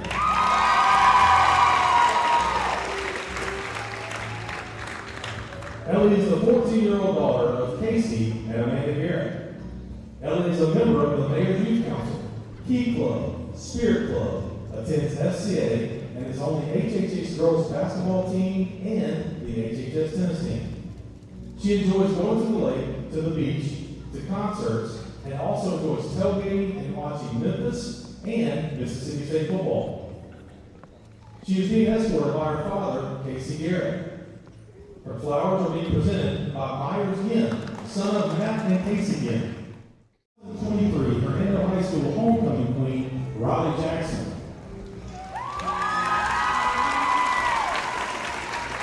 Riley is a 2024 graduate of Hernando High School. She is currently attending Ole Miss, majoring in accounting. During her time at Hernando, she was student body president, homecoming queen, and on the HHS soccer, track, cross country, and tennis teams. She is now a member of the Community and Philanthropy Council of the Associated Student Body of Ole Miss and is a new member of Kappa Delta Sorority. Beyond school, she enjoys going on runs, going to Ole Miss sporting events, and spending time at the Katie House. She is so grateful for her time at HHS and the opportunity to crown the Hernando High School Homecoming Queen 2024. Once again, we would like to thank Hernando Flower Shop for donating all the flowers here tonight. And now for what we've been waiting for. Hernando High School's 2024 Homecoming Queen is Ms. Sophia Matthews.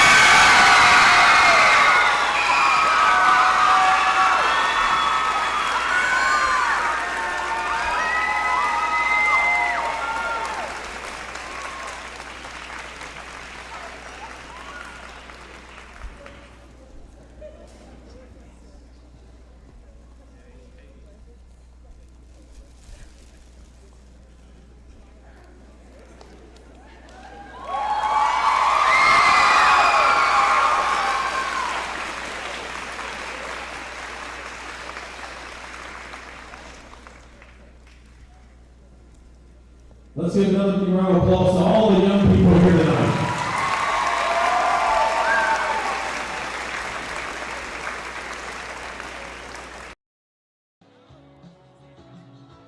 And ladies and gentlemen, welcome back Anthony Jenkins Field, Tiger Stadium here on a rainy homecoming 2024.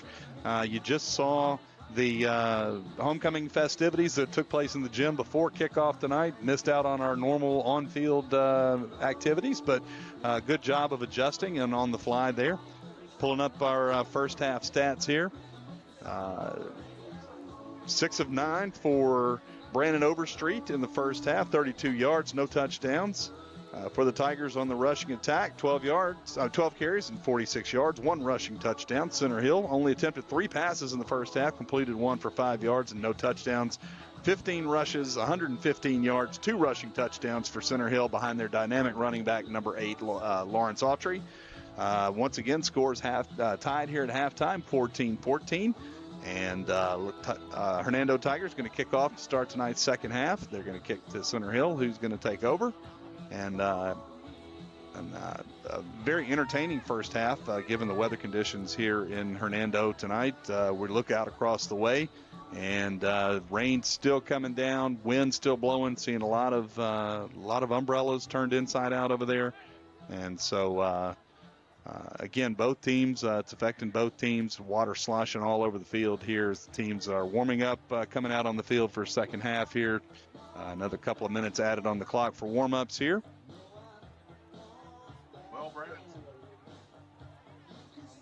Well, Brad, this game has been a game of momentum. Center Hill came out and punched Hernando right in the mouth on their first drive, drove down the field, cakewalked into the end zone, had an easy drive, and then a turnover killed it. And then Hernando started getting all the momentum, had 2 scores, had a commanding lead, looked to blow this game wide open, and then there was a turnover. And so then Center Hill capitalized on it. Both teams were able to capitalize on both turnovers, and Center Hill was able to punch it in and get the 2-point conversion right there before halftime. And so now we're all knotted up at 14. So the second half here on Homecoming 2024 in the middle of Hurricane Helene is going to be entertaining, to say the least, Brad. Yeah, it is, Heath. I just pulled up the radar, took a look. It's not going to stop anytime soon. So both teams are just going to have to hang in there. Again, shout out to the fans here in attendance, to the cheer squads here. Looks like both schools have their cheer squads here in attendance. Bands not with us tonight, understandably. But shout out to the spirit squads here for both teams and the fans for both teams. Looks like about 50 or so Center Hill fans across the way, and maybe a couple of hundred Tiger fans here. A pretty good turnout. Again, you hate to see 2 Friday nights out of the 6 home Friday night football contests that you have per year.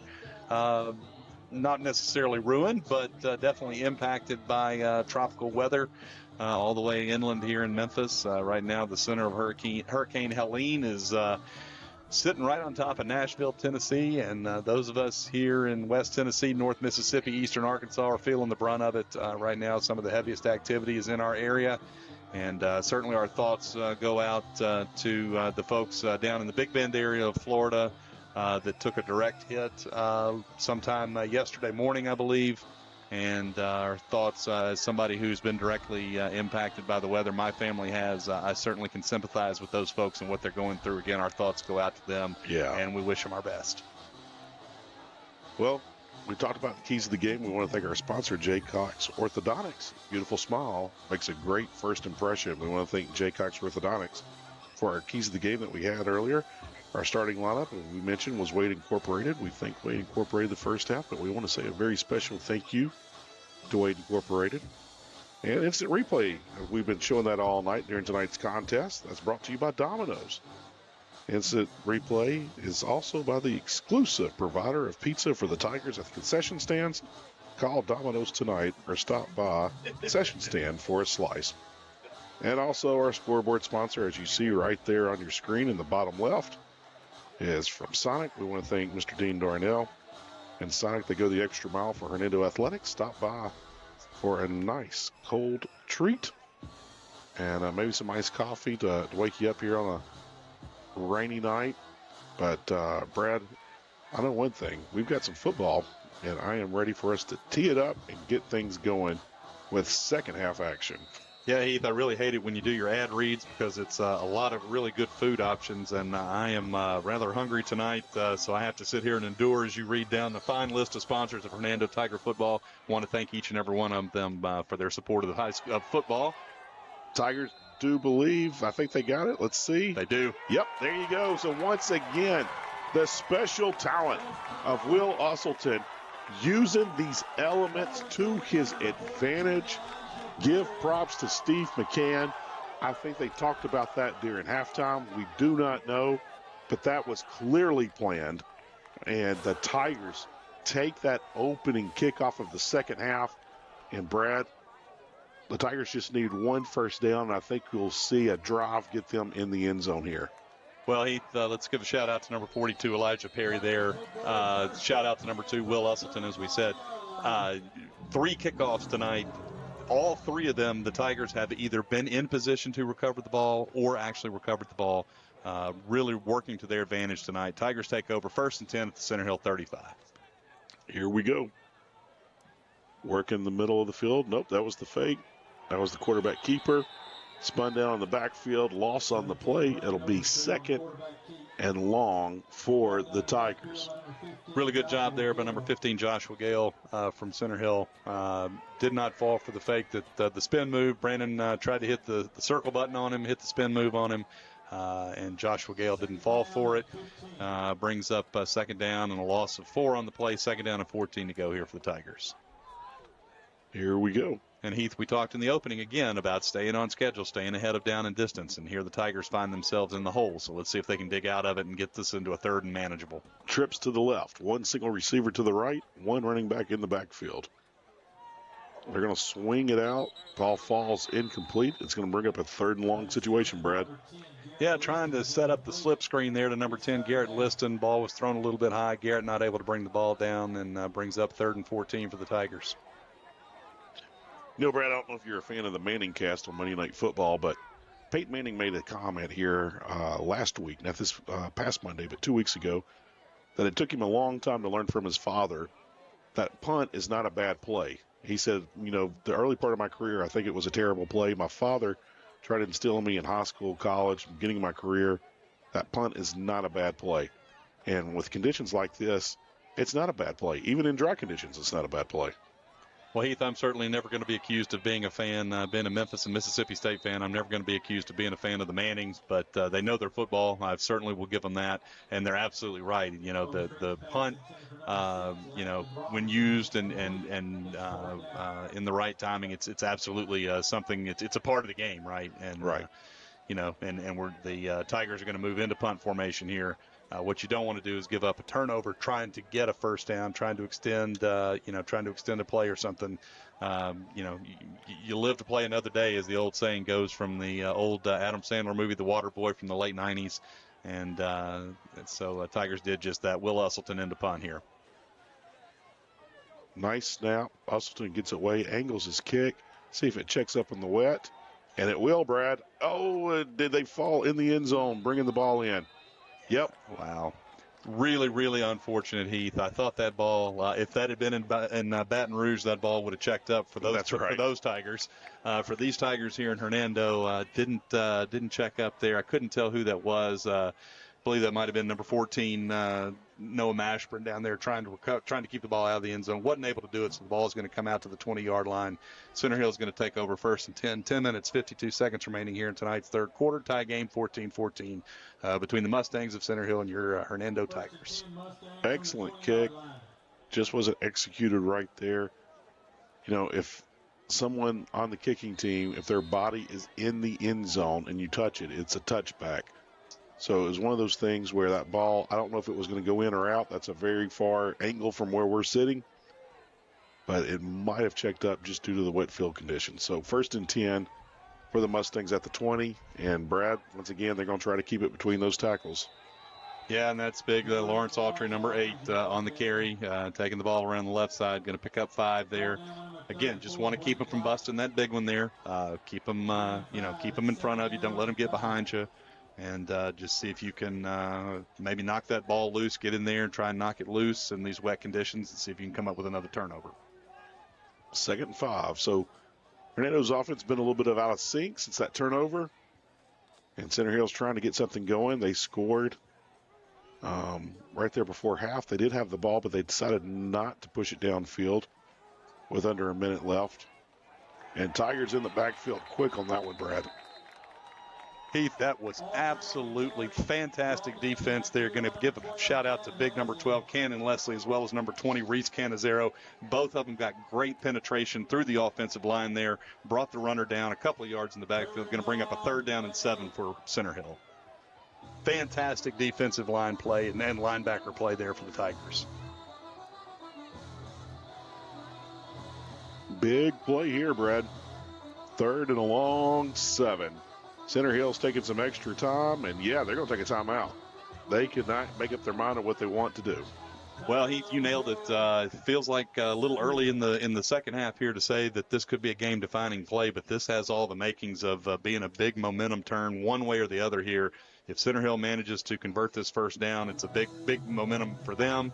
Tigers manage to hold them or even force a turnover. It's a huge momentum swing for the Tigers. Again, feels like a big key play here early in tonight's second half. Well, you know, in the meeting today that we had with Coach Steve McCann, he mentioned over and over and over about special teams. He thought special teams was going to be a huge factor in tonight's game. And I think he was being a little coy with us. I think he knew exactly how this was going to turn out. I think he knew what was going to go down because I think they practiced it and he schemed for it all week. There's Coach McCann right there. And Brad, on the reverse side of that, Center Hill hasn't had a single special teams play where something hasn't gone completely right. Everything has gone wrong from punts to kickoffs to extra points. They have had problems with everything on special teams. Yeah, Heath, you're right. They haven't had any necessarily special teams mishaps other than the missed extra point early in the first half.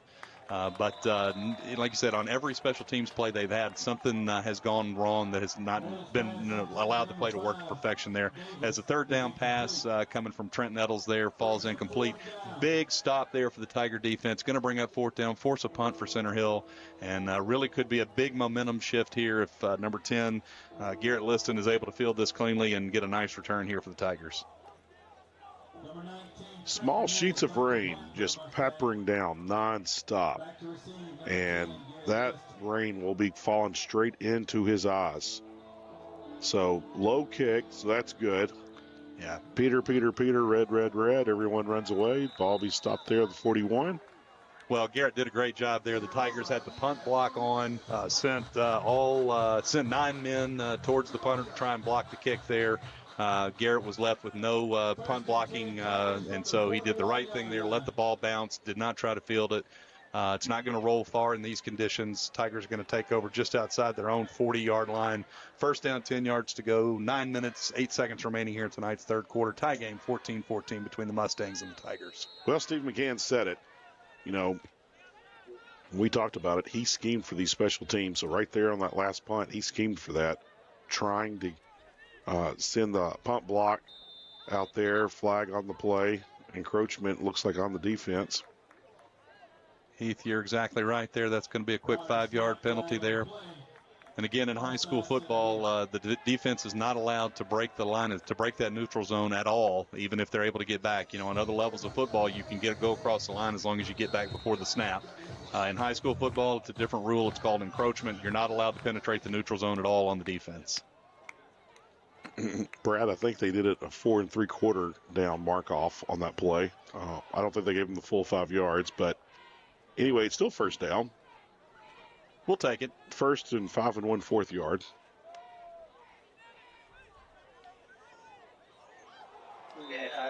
And Heath, we're going to get a pass interference here. It's absolutely the right call there. Brandon Overstreet did a great job there of faking out the defender that was in his face in the backfield, made him jump and threw the ball. And I tell you what there, if number 5, Frederick Fluker, comes down with that ball, he scores. So it's actually a very good, smart play for Center Hill to take the pass interference there call and save the touchdown. It's going to be a 15-yard penalty and a first down for the Tigers, but could have been much, much worse if you're a Center Hill Mustang. Back-to-back penalties on the Mustangs. So Tigers will now cross midfield into enemy territory. The ball be placed at the 39-yard line. 1st and 10 as the Tigers looking to make something happen here on this drive and reclaim the lead. Twin receivers to the left, one to the right. A little pop pass right there, complete. Looks like it's going to be a pickup of about 5 or 6. We'll go with about 6. Heath, I cannot say enough about the offensive game plan that Coach Steve McCann and his assistant coaching staff are dialing up tonight here. Those little pop passes can be big. It's a way to get the ball into the hands of your playmakers quick. Got to make the catch. And props to the Hernando receivers tonight. Haven't had a whole lot of drops. I don't remember any that were just outright dropped. Right. Maybe a couple here and there, but pretty clean night for the Hernando offense, and there's Saxton Douglas on the move. And, Brad, you're now starting to see this offense click. Look at that offensive line with the push. Douglas going straight up the middle. And, Brad, we do have an injury on the field, it looks like. Yeah, Heath, looks like an offensive lineman down. Can't get a number just yet. Looks like number 52. That's big Kai Weathers, and that's big for this Hernando football team here. He's obviously one of the leaders. He had that big touchdown run. Was that last week, Heath? Yeah. Boy, I bet the team's still talking about that one too. So.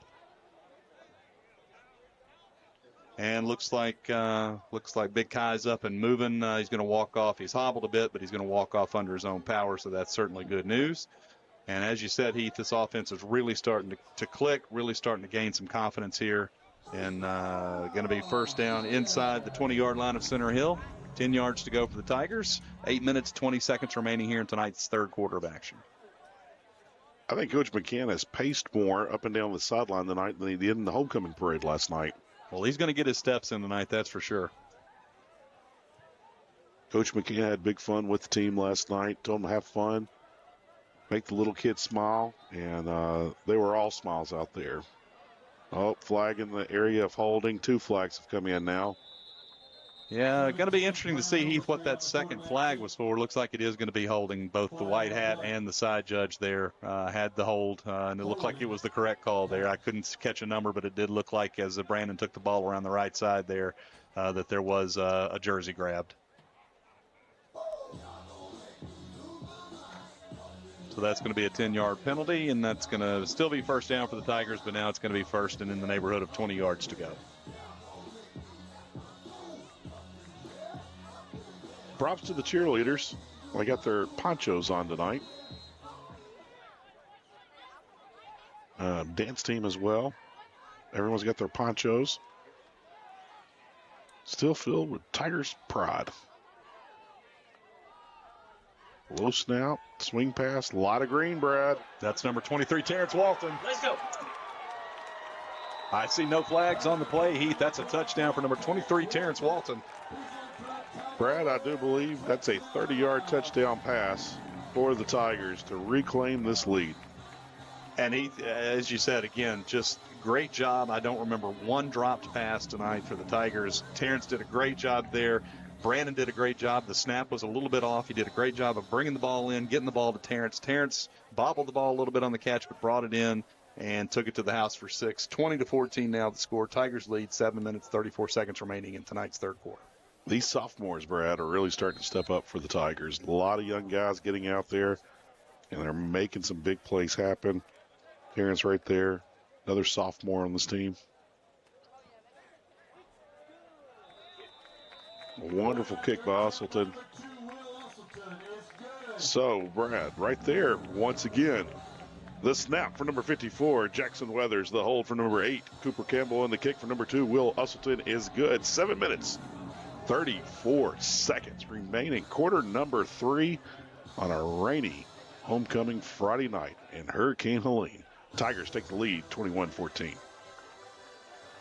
Well, Heath, you alluded to something, and I want to make a point because you mentioned that the Tiger sophomores starting to come into their own here, and that is absolutely huge because, as you well know, Heath, this is the time of year. This is the 5th game, and you know what that means. Next week, district play starts, and that's when the real season starts again.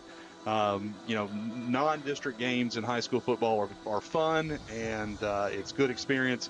But there's no pretty points in high school football. It's all about how you perform against your district rivals. And starting next week, the Tigers are in district play for the remainder of the season. So really a good time for things to really start clicking on both sides of the football. Brad, they've moved an extra man up on the receiving team. They are crowding this line. So let's see what Usselton has now. He is looking, and he is looking to that right side. So let's see what he has planned here. And hit a line drive right into him. You know, we saw one come off a face mask tonight, and Tigers recovered. So right now the Tigers trying to make another play happen on special teams. And I think he slipped on that one, Brad. Yeah, that's exactly. He's going to kick it right down the middle because the middle of the field has been bouncing. The ball's been bouncing good. It's a little drier there in the middle, as we mentioned in the first half. Yeah. I still think he was going to try that line drive kick. I think the ball came off exactly as he intended to, but you're absolutely right, Heath. He did slip and end up on his backside there. Great job by number 23, Anthony Woods of Center Hill, fielding that cleanly, and the Mustangs take over 1st and 10 at their own 43-yard line. Well, watch the center and the 2 guards at Center Hill because those are the stars of this team. Both guards pulling on this one. And he's met in the backfield. Great job of those sophomores of the Tiger defense getting back there. Host of Tigers. And that was number 14, Noah Mashburn, who I believe you said, Heath, when you talked to Coach McCann earlier today, he said Noah Mashburn is just absolutely crushing it in practice, and it's paying dividends on the football field here tonight. Great job. Hit the quarterback in the backfield there, number 19, Trenton Nettles. Brought him down, loss of 1, 2nd and 11. Tigers in a 44 monster look right there on defense. Had the 4-down lineman, backers walking up to the line of scrimmage, and that safety rolling up, which is Noah Mashburn. Well, I wish I could bottle up what number 14, Noah Mashburn, has going through his body right now. He is absolutely on fire out there. He's leading this defense. He's being a vocal leader. He's leading through his actions as well. Wish I could have a swig of whatever he's got flowing through him right now because it's good stuff. I'm sure it's Lenny's Grills and Subs. We want to thank Miss Cheryl over at Lenny's Grills and Subs. She's been a sponsor this whole season for the Tigers, and I'm sure it's some of that pepper relish, Brad. Boy, Heath, I put that one right up on a tee, and you knocked it right out of the park. Way to go, buddy. I appreciate that. Props to Miss Cheryl over at Lenny's. I love those chicken Phillies. 3rd and very long for the Mustangs. Flag on the play. Is it a delay game? It is. So it's going to be a 3rd and 14 situation. Yeah, big play here, and you see number 14, Noah Mashburn, trying to exalt the crowd here and get them into it. Big down coming up here for the Tiger defense. Puts Center Hill 3rd and 14. Just over 6 minutes remaining here in tonight's third quarter of action. 3rd down, 14 yards to go from their own 44-yard line for the Mustangs. Here we go. They're going to throw a little bubble screen, Brad. Going to work the middle of the field. Tigers are all over it. They knew it was coming. Yeah, they absolutely looked like they knew what play was coming. Of course, in a screen pass like that, the by design, the offensive line lets the defensive line and any blitzing linebackers through, and then that takes 4 or 5 defenders out of the play there, and then it puts you in some favorable situations if you're the offense. Tigers did a great job there of containing the receiver. Gain of 4 brings up 4th and 10, and into punt formation for the Mustangs is Trenton Nettles. Garrett listed out in the field. Garrett's very deep right now for this kick. Oh, another flag on the play. Oh, they're saying offsides on the Tigers. Nope, correction. I think someone lined up offsides for Center Hill. Nope, now he's pointing back to the Tigers. Oh, nope. Offsides on the, I didn't see, but apparently a Mustang must have been lined up offsides. That's the only way that call can go against the offense there, the punting team.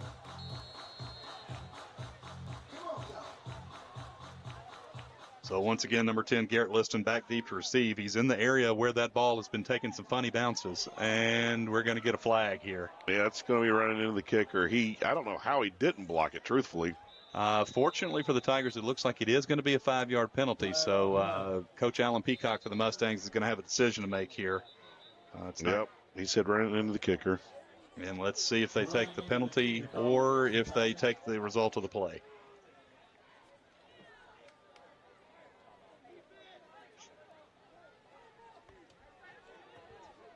Let's see, they can do the 5 yards at the end of the kick, or they can re-kick it.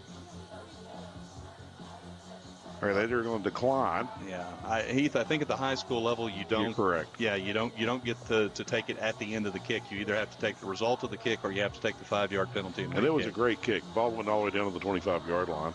Yeah. Brad, real quick, we want to thank Hernando Dental Group. Hey, looking for a smile that lights up a room? Welcome to Hernando Dental Group, where your comfort and care come first. Whether it's a routine checkup or sparkling cleaning, a complete smile makeover, our expert team is here to keep you smiling with confidence. So while wait, call Hernando Dental Group 662-429-6736 or visit HernandoDentalGroup.com. Special thank you to Hernando Dental Group this 2024 season. Well, Heath, the rain continues to fall here at Anthony Jenkins Field, Tiger Stadium in Hernando. Friday Night Lights, Homecoming 2024. And we've got a dandy here. Your Hernando Tigers are up on top of the Center Hill Mustangs from on the other side of DeSoto County, 21-14, just over 5 minutes remaining in tonight's third quarter. Still a good crowd here on hand and having a good time here in the elements. Props to the dance and cheer team. They're out there doing their thing. Props to the Center Hill dance and cheer team. They're on the other side doing their thing. And everybody who's here is having a good time, even despite the weather here tonight. You just can't beat Friday Night Lights in Mississippi, and nobody does it better in Mississippi than Hernando High School. I even see a few cup ball games going on in the north end zone there. Sure, some parents are going to be upset when they come to pick their children up later tonight from the game. Douglas with the swing pass. Tigers are seeing so much success there, and Center Hill is not adjusting. Yeah, Heath, that's really shocking. It's shocking, but that's about the 9th or 10th time, I want to say, that the Tigers have gone to that swing pass. And I want to say they've had success on almost every time they've run that play. Even if it's only a gain of 3 or 4, it's still positive yardage.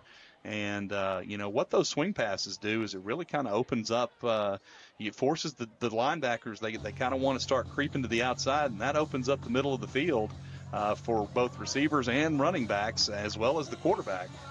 So we'll see if Tigers take advantage of that here as we go through the remainder of the second half tonight. Well, Brad, are you thinking about after the game? You're hungry? It's time to satisfy that craving at Lenny's Grills and Subs, where every bite is packed with fresh ingredients and bold flavors. Our bread is baked fresh daily, ensuring that every sandwich is delicious as the last. So why settle for ordinary when you can have the extraordinary? Visit Lenny's Grill and Subs today, where fresh meets flavor. Taste the difference. I want to thank Miss Cheryl and Lenny's Subs this 2024 football season. Oh, working on the outside, got a man, and Brad, almost for the second time, we saw almost that same exact play earlier. It was picked off at midfield right there, the ball. Almost made it to midfield. Different result. I'm glad of the result. It's an incomplete pass, but that's going to bring up a third down. Yeah, I want to give a call out there to number 6, Landon Robertson, wide receiver for the Tigers, turned defender there, and managed to keep that ball out of the hands of the Center Hill defender. Falls harmlessly incomplete, as you said, brings up 3rd and long situation. But really a good job there by Landon Robertson keeping the ball out of the hands of the defensive back for the Mustangs. Twins to the right. Got a tight end and one running back in the backfield. Play action. Tigers have a man. Ball squirts out. Boy, Heath, that was really an interesting result of the play there. I actually thought that looked like number 18. Well, actually, no, that's number 10, Garrett Liston there. I thought he actually got his hands under it and caught the ball. As you said, it managed to pop free. It's going to bring up a 4th and down and about 7 yards for the Tigers. And Will Usselton's going to drop back into punt formation here. 4 minutes, 4 seconds remaining here in tonight's 3rd quarter. 21-14, Tigers on top of the Mustangs. We got a dandy going on, folks. We're glad to have you along here. And Heath Hopkins and myself, Brad Bush, happy to bring you the action. Oh, there's no pressure, so this will be a great kick. Wonderful kick, no return man. Ball will just roll inside the 25, down at the 24. That's where the Mustangs will take over. Hey, do you have a home, car, RV, or motorcycle? We'll call our friends at Shelter Insurance. They believe in protecting what matters most. Your family, your home, your future. You're not just getting an insurance agent. You're getting a neighbor who understands your needs. Whether it's auto, home, or life insurance, Shelter Insurance is here to make sure you're covered. Their goal is simple. Help you find the right coverage at the right price. Call Brandon Vandenberg, 662-429-5755. Or Randy Wallman, 662-429-0860. Shelter Insurance, proud sponsor of Hernando High School Athletics. Ethan, let's not let it slip by. That was a 54-yard punt from Will Usselton there in the elements. And I tell you what, I don't have a vote, but if I had a vote in the Shelby Metro Prep Special Teams Player of the Week, I know who I'm casting my vote for, because there can't be a better young man having a better game out there tonight than Will Usselton is here in Hernando. Well, you can always send an email or a tweet, Brad, because he has had a dynamic evening. And, you know, Heath, a lot of the stuff doesn't necessarily go into the stat book. Like, I don't think he necessarily gets any kind of stat for those kickoff Right. the 3 kickoffs that the Tigers have had a chance to recover, 2 of which they did recover. So a lot of stuff that's not going to fill up a stat sheet, but he has just had he's absolutely impacted the game tonight, just like we thought he would. Sheets of rain are picking up with this wind. It is really coming down there. Boy, Heath, I don't think that NIL is legal at the high school level, but right now we got to get number 14, Noah Mashburn. We got to get him a Lenny's pepper relish NIL deal going here, because right now those two, he's got something flowing through him right now, and he is absolutely all over this football field for the Tiger defense right now. 3rd and 6. Center Hill has not tried to run the offsides play tonight, I do not believe, Brad.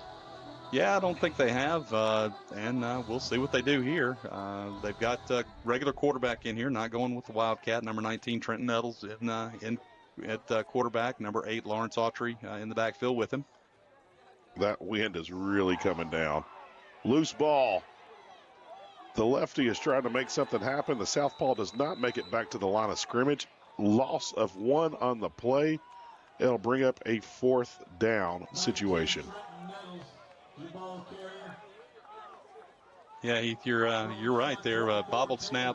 Nettles did a great job to corral it and get back to the line of scrimmage. No gain on the play. Big Jackson Weathers, number 54, delivered a big pop from him on the quarterback there. Brought him down, 4th and 7. Tigers forced the punt, and I believe that's number 10, Garrett Liston, back deep to receive. And we've got a bad snap here. Tigers looking to make something happen. And the Tigers have the ball. Brad, it has just been pure comedy and entertainment when Center Hill gets on special teams in these conditions tonight. And for the Tigers, it's been entertaining, but it's also been dominance. Yeah, and Heath, I'm not going to lie to you. I think I'm seeing a turnover gong here for the Tigers tonight. There is a turnover gong. They broke it last year. They've got another one. I did not know that there was a turnover gong, but that was number 21, Miles Bryant, who recovered the ball there. The punter, number 19, tried to get the punt away, wasn't able to do that. Tigers in good shape, 1st and 10 at the Center Hill 20-yard line. Here we go, 1st and 10. Tigers going through the air, wide open. Ball falls in, complete. Yeah, and that was a little bit behind number 10, Garrett Liston there. Tried to haul it in, wasn't able to do so. But again, Tigers going to those quick hitters off the line of scrimmage. 2nd and 10 for the Tigers.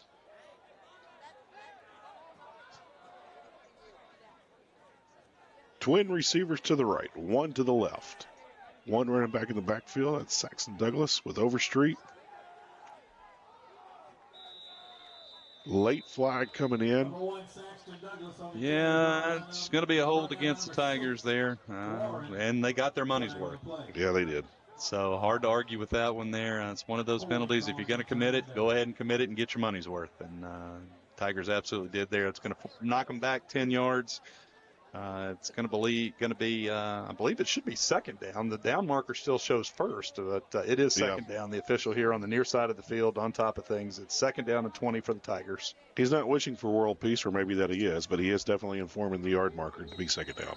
Yep, 2nd and 20 for the Tigers. Minute 16 remaining here in tonight's 3rd quarter, leading 21-14 over the Mustangs. Well, Brad, I'm going to go out on a limb and say that we're going to see that swing pass right here. Heath, I would take you up on that, because that would be, do you run it to the strong or the weak side of the field here? Well, number 23, Terrence Walton, is going to set up on the left side, on the strong side of Brandon Overstreet, so we'll see here. Some movement up front. They didn't call it. Not a swing pass. Looking downfield, nothing there. Has to eat it. And look, that won't show up in the stat book, but that's actually a very high IQ play. Very smart play. Nobody was there.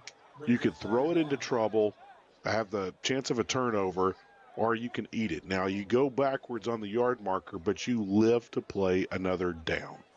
Well, Heath, you made a fine point earlier about how it's make the smart play there, and the smart play is just to eat that one. In fact, I'm sure that Coach Steve McCann and his coaching staff are going to teach Brandon there to actually throw the ball away. He had an opportunity to just throw that ball. He was out of the pocket. He was behind the line of scrimmage. The ball would have easily gotten beyond the line of scrimmage. So they're going to teach him to throw that ball away. But as it is, he didn't try to force anything, Heath, and that's a great call out there that he actually did a very good job. And once again, we've got some alignment issues for the Tigers here. They're going to have to burn a timeout here, just under 25 seconds remaining in tonight's 3rd quarter of action. Looking for top-notch farming, hunting, animal, and feed supplies? Tri-County Farm Services in Hernando has you covered. From feed, seed, and fertilizers to expert advice, we're your one-stop shop for all things agriculture. Family-owned and dedicated to supporting our local farmers since 1992. We're here to help your farm thrive. Visit us today at Tri-County Farm Services, where quality meets hometown service. Very special thank you to Tri-County Farm Services. And also, we want to thank Team Couch. Team Couch offers exceptional service to all clients in North Mississippi real estate, including the communities of Hernando, South Haven, Nesbitt, Olive Branch, and Horn Lake, as well as surrounding areas like Tate, Tunica, and Marshall counties. Team Couch is 100% committed to you both professionally and personally.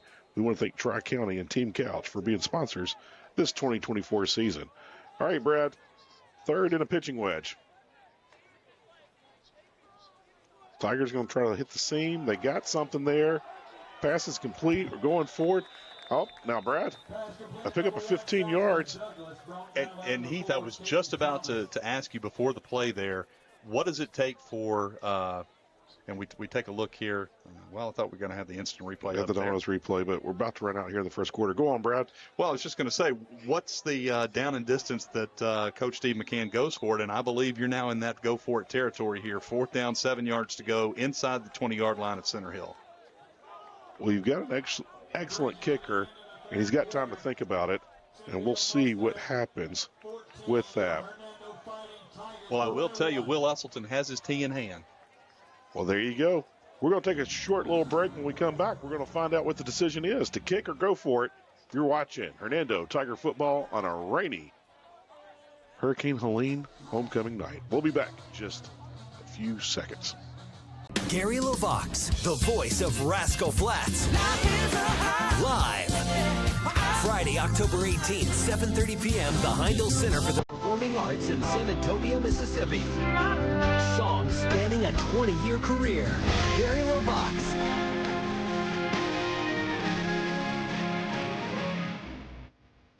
On sale at HeindelCenter.org. Gary LaVox Live.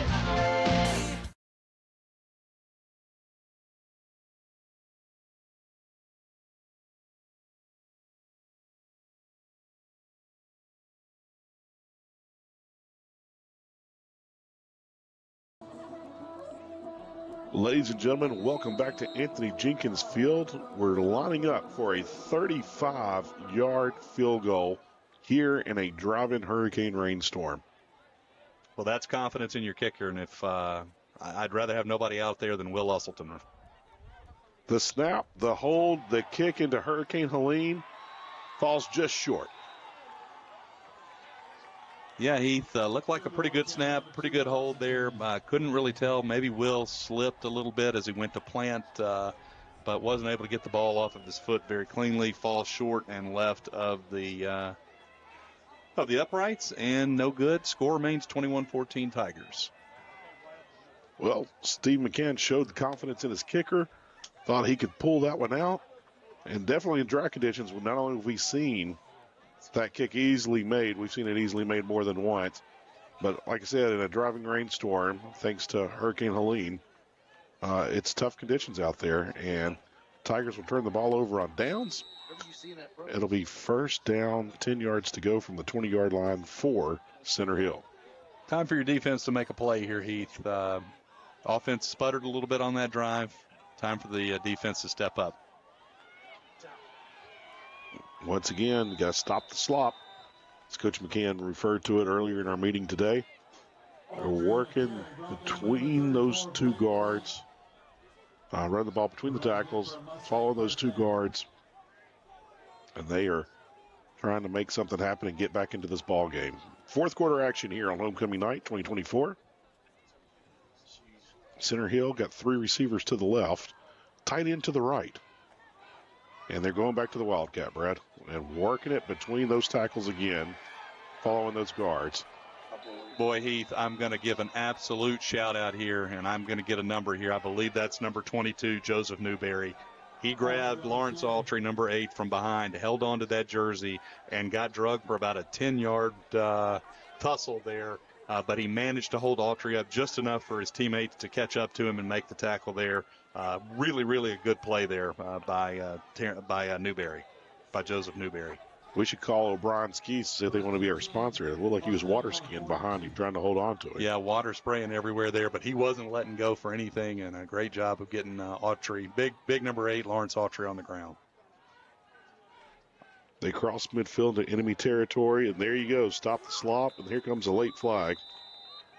And he threw it toward the Center Hill side, so I do believe this ball will be backed up. It will still remain first down. We're waiting to see what the white hat has to say. Heath, I want to say maybe it might have been, I'm not sure here.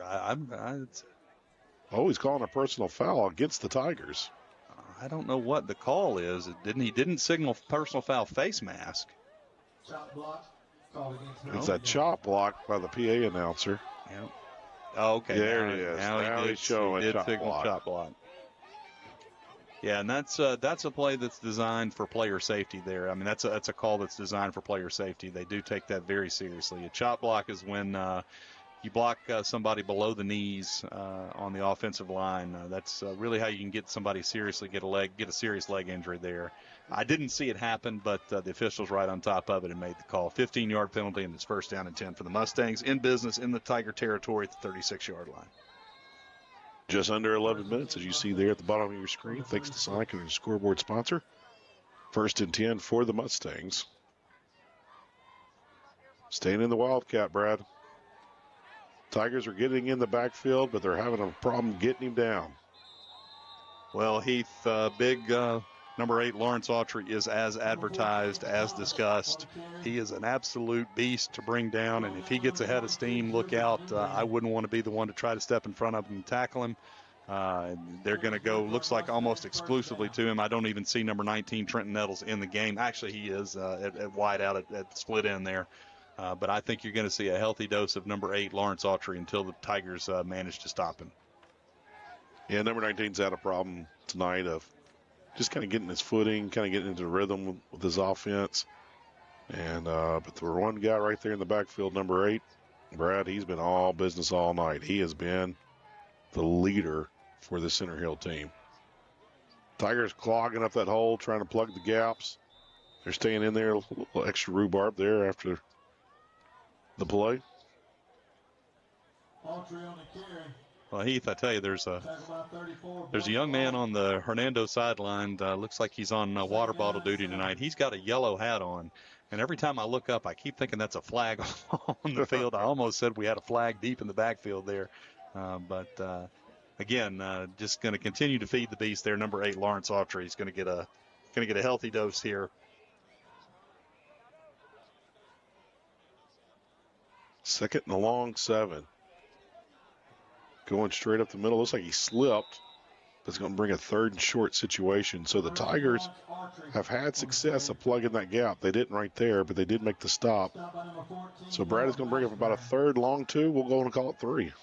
Well, I'll tell you, Heath, something I'm seeing right now is there's a lot of hands on hips for the Tiger defense out there. They've been out on the field for a long time in this 3rd quarter here, and they're having to play hard. And again, Center Hill is content to just pound the ball with Lawrence Autry here.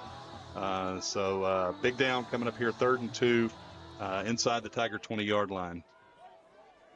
I'm sure Coach Peacock is trying to think of his 2-point conversion play, because Center Hill will definitely go for 2.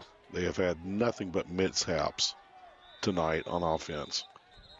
And we're going to have a delay of game here. Boy, I tell you, big penalty there. Center Hill is really, really struggling. Again, just to mention, the play clocks are not operational due to the weather tonight. And so what that means is the back judge is the one who's responsible. And we get... There's your flag, Brad. There's our flag. Flag on the play. Got it right that time. But, yeah, it's and you're going to see Autry on the carry again here. Tripped up right there. Noah Matchburn once again coming up from that safety position, running up out of that 44 monster set the Tigers are showing, making that stop. So he starts the furthest man in the backfield, comes up late, and he's plugging that hole and making the first stop. And that's going to bring up what cannot be overstated as an absolutely monstrous 4th down here, Heath. 4th down and about 3. They're going to trot big Lawrence Autry back out there, and my guess is you're going to see exactly what you think you're going to see, and it's going to be hat on hat, man on man. Let's see if you can stop me. The heart and soul of this Tiger team, Kyle Weathers, checks into the ball game. And here we go. They're staying in that Wildcat. Got a little bit of a flood formation. Timeout taken by the Tigers. Actually taken by Center Hill, Heath there. You're correct. Alan Peacock. I don't know if time was running down again. To finish my thought earlier, the play clocks are not operational here. And so the back judge is the one responsible for keeping the time. He's got hand signals that he gives to the quarterback as the time's ticking down. Well, real quick, we want to thank Hernando Dental Group for being a sponsor this year. If you'd like to, for your smile to light up a room, check out Hernando Dental Group. Your comfort and care come first. Check out Hernando Dental Group at hernandodentalgroup.com or give them a call, 662-429-6736. Dance team breaking it down there for us, Brad. Yeah. It's always fun to dance in a poncho, right? I can't say that I've ever done it, Heath. Well, they're going to stay in that flood formation. We're running the Wildcat out of it, working his way, and I do believe he got just enough. Yeah, it looks like they're going to give him the first down, Heath. And I tell you, big Lawrence Autry, kind of as we look, and Heath, the wind is just absolutely barreling down from the north here at Anthony Jenkins Field. We're looking across the way here, rain blowing sideways here, umbrellas turning inside out. Really battling the elements here. Let's see if the Tiger defense can make a stand. Looks like Center Hill is just going to run straight at them until they stop it. Same play other side. Those pulling guards right there. Those guards have been moving all night, Brad. Well, guess who was in on that tackle again, Heath? I'm shocked to tell you that it was number 14, Noah Mashburn, who's having an absolute monster of a game tonight for this Tiger defense. Yeah, he really is. I mean, how many times tonight have we called his name? We've even More signed than him a up. dozen. We've even signed him up for an NIL deal. Congrats to Noah on that. Autry's going to pick up around 3 on the play. Second down, 7. Just over 7 minutes to go here in tonight's game. Tigers leading 21-14. Got that flood formation, going to run the Wildcat out of it.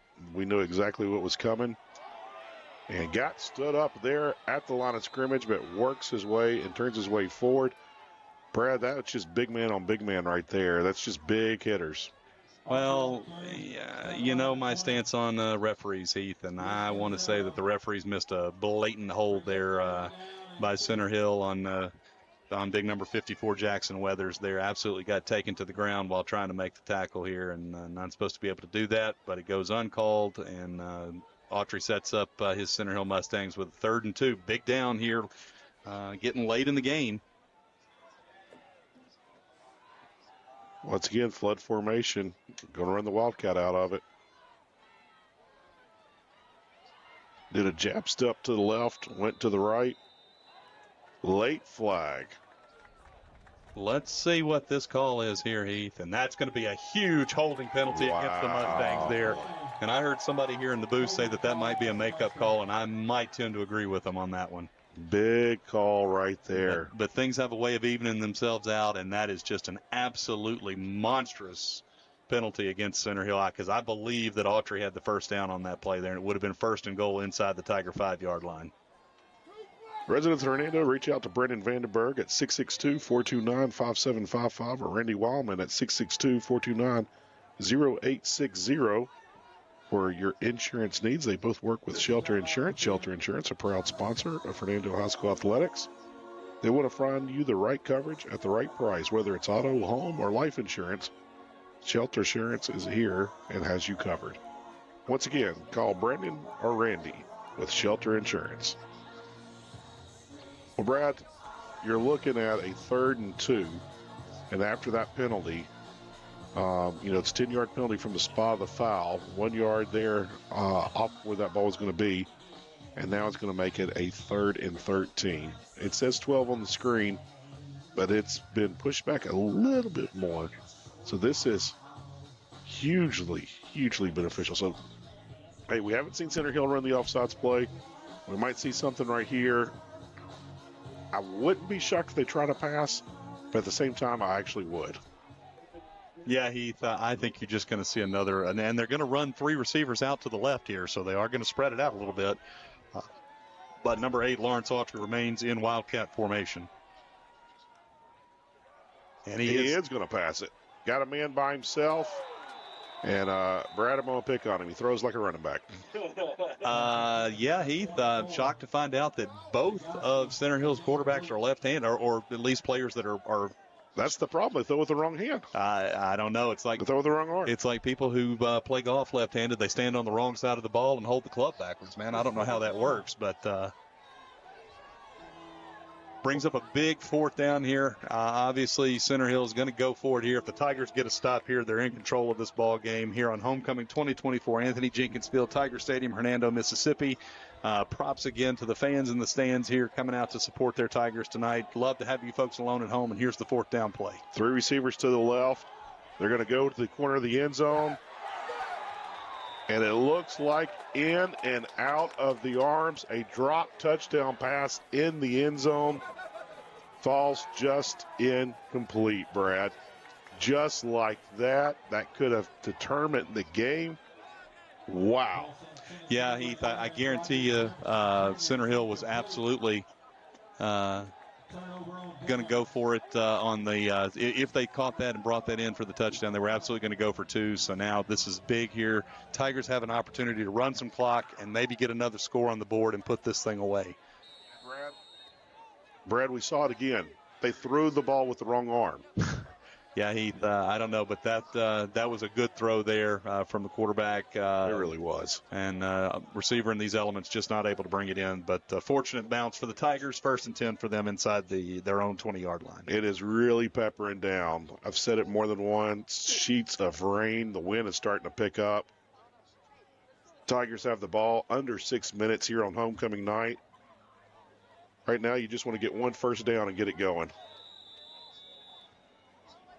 Yeah, Heath, Tigers looking to hit that quick slant there to number 10, Garrett Liston, and not able to bring it in there. And I tell you, the ball was out of his reach, and it looked like Garrett did a good job of knocking that ball down, trying to almost playing defender there. He wasn't going to be able to bring it in, but he was able to keep it out of the defender's hands, and brings up a 2nd down and 10 for the Tigers. Again, under 6 minutes to go here in tonight's ball game. Tigers clinging to a 1-touchdown, 7-point lead over the Center Hill Mustangs. Center Hill and a 3-4 defense walking those linebackers up. They're staying kind of wide. Hernando's going to try to work the middle of the field, and that closes quick. Those D linemen, those 3 D linemen they got are just massive individuals. They're not small humans, Heath. They are large lads out there, and they can lay the lumber. To keep the alliteration going there. Brandon Overstreet on the keeper going to pick up one. 3rd down 9, and Heath, boy, the wind coming out of the north right down central of Anthony Jenkins Field, Tiger Stadium here. It is absolutely brutal conditions. Glad to have you folks at home along with us here on Homecoming 2024. Tigers clinging to a lead. Clock running here late in the game. 5 minutes to go, just over 5 minutes to go here in tonight's Homecoming 2024 contest. Tigers line up with the tight end to the left, along with 2 receivers to the left. They're going to keep it on the ground. Douglas looking for some room.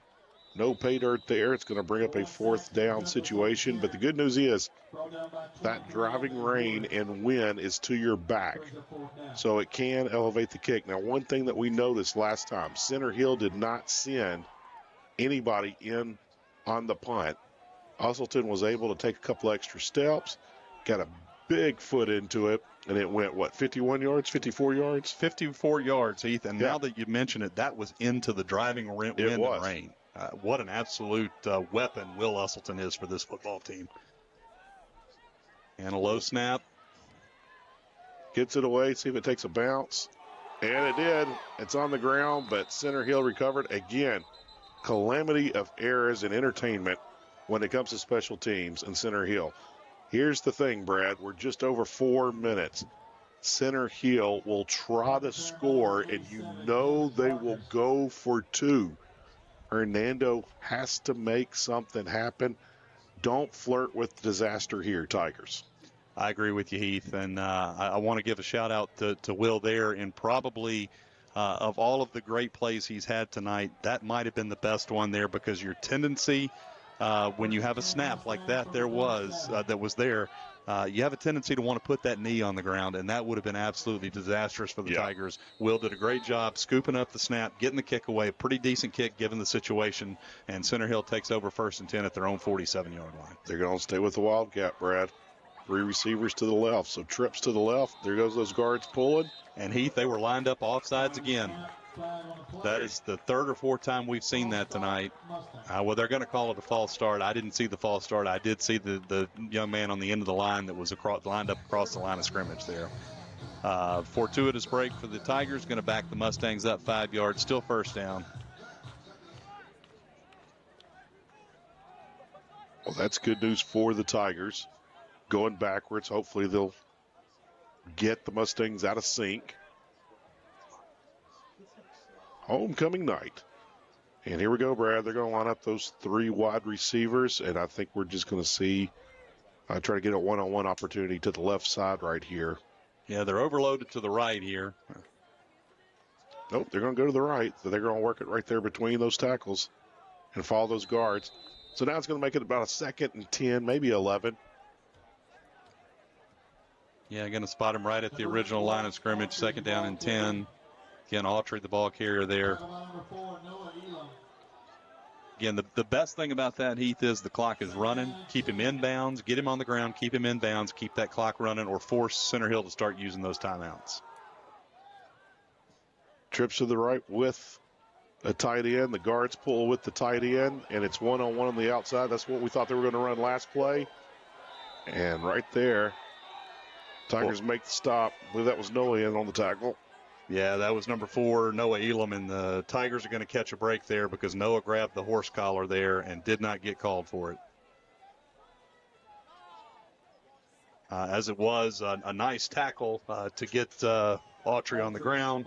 He's going to pick up the first down, and it's going to bring up 1st and 10 at the Tiger 30. 3 minutes, 20 seconds remaining. Clock ticking away here. Autry once again in the Wildcat formation for the Mustangs. They're going to run the same play the other side, it looks like. He didn't bounce it out to the outside. Try to keep it between those tackles. Might see it here, though. Right now, Autry has over 200 yards on the evening, Brad.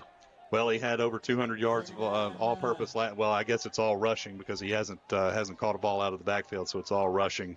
But that's his second straight week that I know of. As I did my research on him last week, he had over 200 yards. Again, as advertised, just an absolute stud for Center Hill, and they're going to go back to him here, I guarantee you. A little bit of a delay. He does fall forward.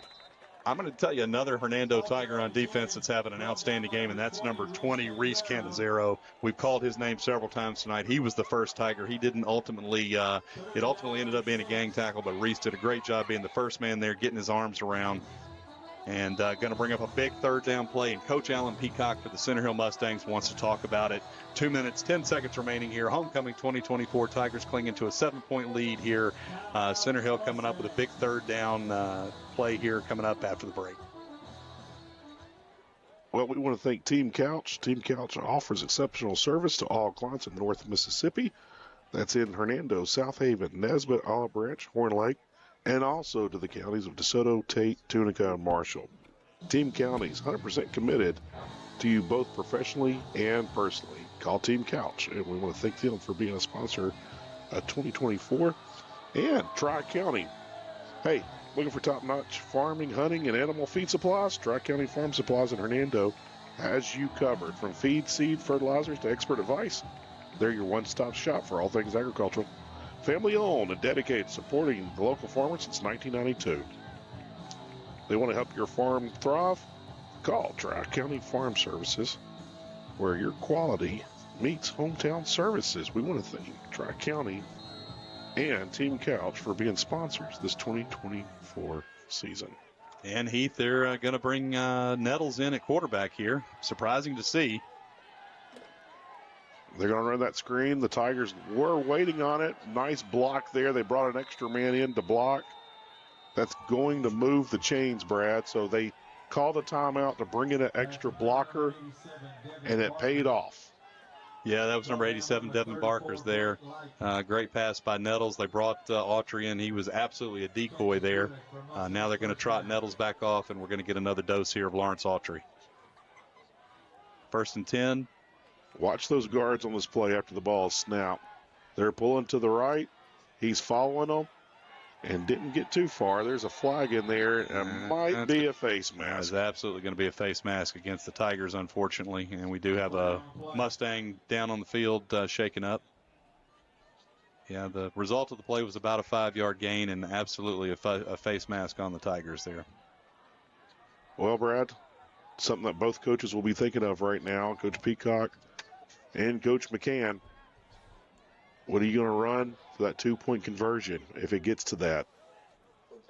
So, personal foul face mask is the call, as we expected.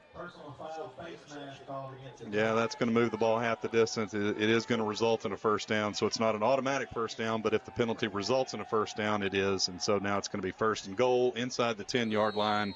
Just under 2 minutes remaining in tonight's game. Tigers clinging to a 7-point lead, but the Mustangs of Center Hill are knocking on the door. Here we go. Trips to the left. 2 tight ends set. Watch those guards. Those guards are trying to pull. They're trying to go up the middle. And that's just pure athleticism right there, Brad. That's what that was. Yeah, Tigers had an opportunity to bring Autry down in the backfield. Weren't able to make the tackle. He kept those feet churning, kept the feet pumping, and into the end zone he goes. And with 1:46 left, score now 21-20. And I think you can absolutely bet that the Mustangs are going to go for 2 here, and they absolutely are. So your game may come down to one play here. Well, expect a lot of timeouts coming right now. You got to think Coach Steve McCann is going to see what they're going to trot out there and then maybe want to talk about it. Or I don't know. He may have his defense dialed up with exactly what he wants, and we'll see here. Here we go. They're keeping it tight, Brad. Yeah. Nothing fancy, and they got a big man in the backfield. 2 big men in the backfield run that flood. Yeah. And there's the first timeout taken by, well, one official said Center Hill. The white hat says Hernando. Yeah, Heath, Tiger coaching staff, Steve McCann, absolutely the ones taking the timeout there. Heath, you called it.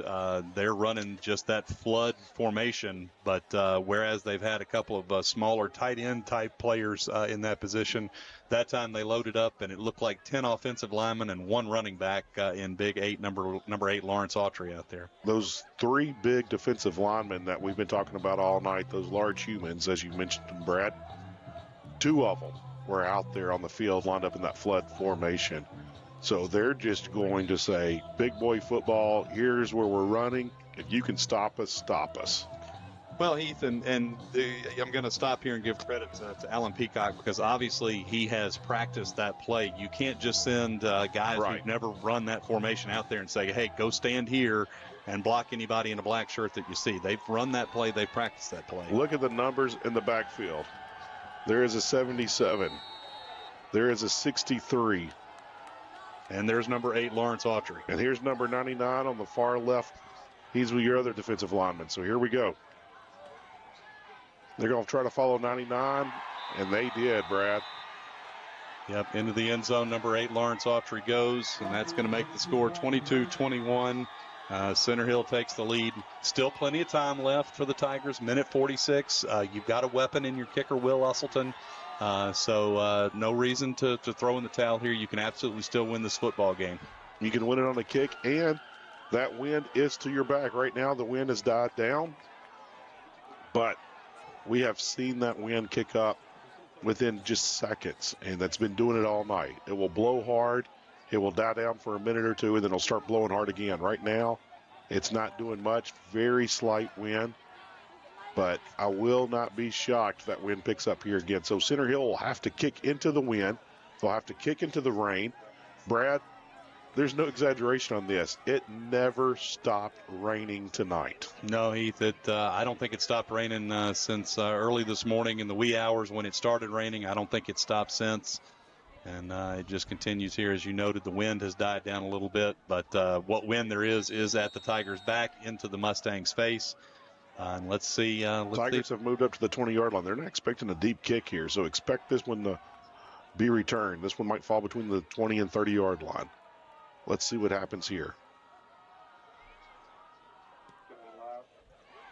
They're going to kick. And here we go. He picks it up from the 15, off the ground, gets across the 20, and that's where the Tigers will start, at the 22-yard line with a minute 42 remaining.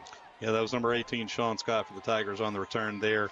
Absolutely great kickoff coverage there by Terrell Connor, number 7, bringing Sean Scott down. Tigers are going to take over. 1 minute, 42 seconds remaining here in tonight's contest, trailing by 1 to the Center Hill Mustangs, homecoming 2024. And let's see what magic Coach Steve McCann and his coaching staff have in that playbook. Looks like they gave him a couple extra yards, Brad. Yeah, that's maybe they said he got forward progress and that the tackle forced him back a few yards, but at the 23-yard line, 1st and 10. Twin receivers to both sides. Here come the Tigers. You don't need a touchdown. You just need to get in a field goal position or a touchdown. Clock is ticking. 90 seconds remain in tonight's contest. Yeah, Tigers went back to that swing pass to Saxton Douglas out of the backfield here. I like to see the sense of urgency here. Quick to the line, get set, and let's go to the next play. Looking deep downfield, flushed out of the pocket. Got somebody in and out of the hands. Falls incomplete. Excellent coverage right there by Center Hill. Yeah, that pass was intended for number 6, Landon Robertson there. Great defensive coverage for Center Hill. That's going to bring up 3rd down and about 7 here, Heath. And you want to get this into at least 4th and manageable here. You got to get positive yards on this play, even if you don't get the 1st down. It's absolutely 4-down territory. Minute 15 seconds to go. You're trailing by 1 deep in your own territory. So you don't have to get the 1st down. You don't have to get a touchdown here, but you got to get some sort of positive yardage.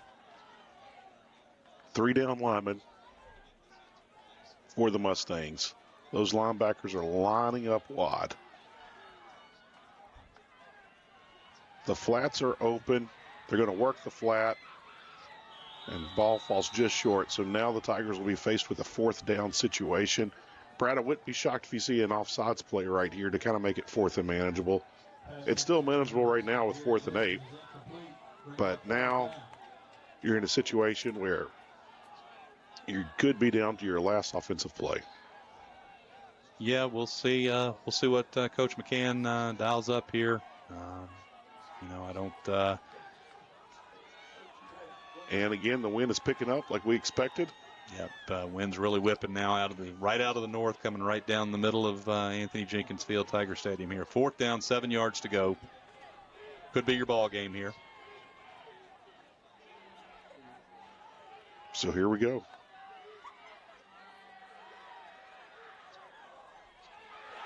And pass falls incomplete. Turnover on downs. Center Hill will take over with 1 minute and 5 seconds left. 1st and 10 for Center Hill. Boy, really, just a play that didn't work out, but I love the play call there. Number 10, Garrett Liston, was open. Ball was just a tad overthrown with the wind behind, as you noted, Heath, the wind behind quarterback number 17, Brandon Overstreet, just out of Garrett Liston's reach, falls incomplete, and Center Hill takes over 1st and 10 inside the Hernando 30-yard line at the 26. 1 minute, 5 seconds remaining here in tonight's homecoming contest. That wind is really driving. Rain is really coming down. Victory formation is being shown.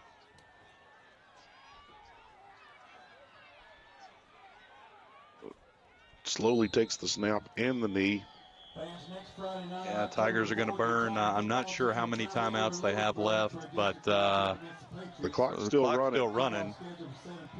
And now they finally, the referees on the field finally realize that the clock is running, and hopefully we're going to add some time back to the clock here. Should be about 55 seconds, 56 seconds. That's what I want to say, 55. And the referee is going to signal up. He's going to signal 57 seconds to the clock operator, so they're going to put 57 seconds back on the clock, and there it is. Again, I just don't know if there's enough time left on the clock, and the Tigers have enough timeouts left to make this happen. I think the way the math works out, you're going to have to hope for some sort of turnover here, some sort of bobbled snap. It is interesting to see Center Hill going into the shotgun victory formation here, but that's exactly what they're doing.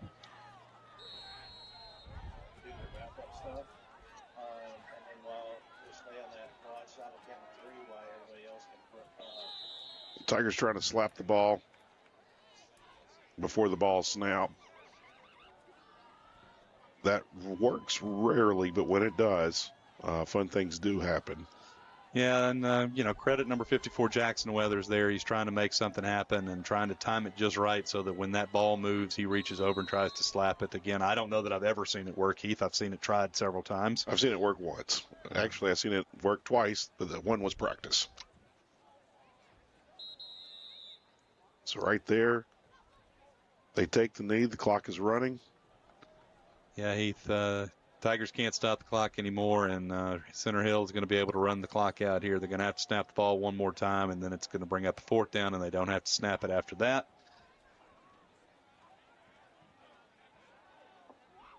So here we go. Could be the last snap of the game here for Homecoming 2024. It is. They take the knee. And Brad, the evildoers and bad guys won tonight. Well, credit to Center Hill and Coach Alan Peacock, the Mustangs. They didn't give up. They could have quit earlier in the game, but they didn't. And come out with the win. Again, you hate to see it on homecoming night. Again, credit to the crowd. Great crowd here tonight from both schools, considering the elements. Again, it did not slow up. It didn't even slow up raining the entire night. And Tigers fall 22-21 here on homecoming 2024 in a heartbreaker. Game they led for almost the entirety of the game, other than about the last 2 minutes. Actually, no, they didn't lead, did they? They were. Center Hill took that first score early in the game. That's right. And then Hernando answered back pretty quick. Yep, that's right. And Hernando had a chance to put the game away there late in the second quarter. Had the turnover, and Center Hill got that score right before halftime to tie it up. And both teams score once in the second half. Hernando kicks the extra point. Center Hill elects to go for two very late, and it paid off. And, Brad, it was a play that it looks like they probably run 3 or 4 times every day for practice, probably have run it every day since the very first practice of the season. And they had some of their defensive linemen out there, some extra offensive linemen out there, and they just said, we're going to put big body on big body, and we think we can have enough weight to throw it around. And they did on that 2-point conversion. And unfortunately, like I said, the bad guys won. Well, what you got to do now if you're Coach Steve McCann is the Tigers fall to 2-3 on the season, and Center Hill moves to 4-1. Take the first 5 games of the year, take what you've learned from them, but your season starts next week. That's true. It starts next week on the road. Our friends over at the Berg, Tigers will be on the road to open district play over in Lewisburg next week against the Patriots, our good friends the Patriots. And the real 2024 football season starts next Friday night at Lewisburg. Because the first 5 games don't matter anymore. It's all about your district play. Again, style points don't matter. Record doesn't matter. All you got to do is be one of the top 2 teams in your district, and you're going to the playoffs. So the Tigers still have absolutely every one of their goals for the 2024 season still in front of them, still attainable. And I know Coach Steve McCann is going to go back to practice this week. He's going to preach that to his young football team. And I do stress young football team. Heath, a lot of sophomores playing football out there for Hernando High School right now. So I'm sure Coach Steve McCann is going to capitalize on this opportunity to make this a teachable, coachable moment. And I look for big things to happen once district play gets here starting next week in Lewisburg. Yeah, the rain's coming down even harder right now. When it rains, it pours. And that's what's happening to the Tigers right now. Props to Center Hill. They came in, they executed, they had one more better play than what the Tigers had tonight. And that's how it's going to end. The final score was, and forever shall remain. Center Hill 22, your Hernando Tigers 21. Well, ladies and gentlemen, as Brad mentioned it, district play starts next week. That's when all the fun begins for the season. And we have senior night, Brad, next time we get together. Yeah, you're right, Heath.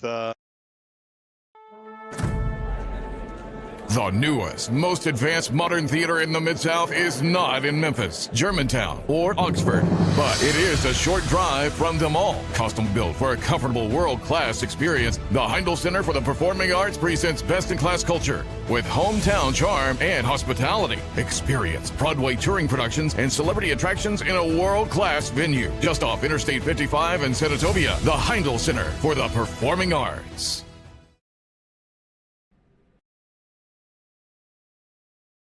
Congratulations, ladies, and we wish you a happy and hopefully a dry night for Homecoming 2024. Stay safe. We'll see you again for Hernando Tiger Football. Again, for Brad Bush, I'm Heath Hopkins. So long, everybody.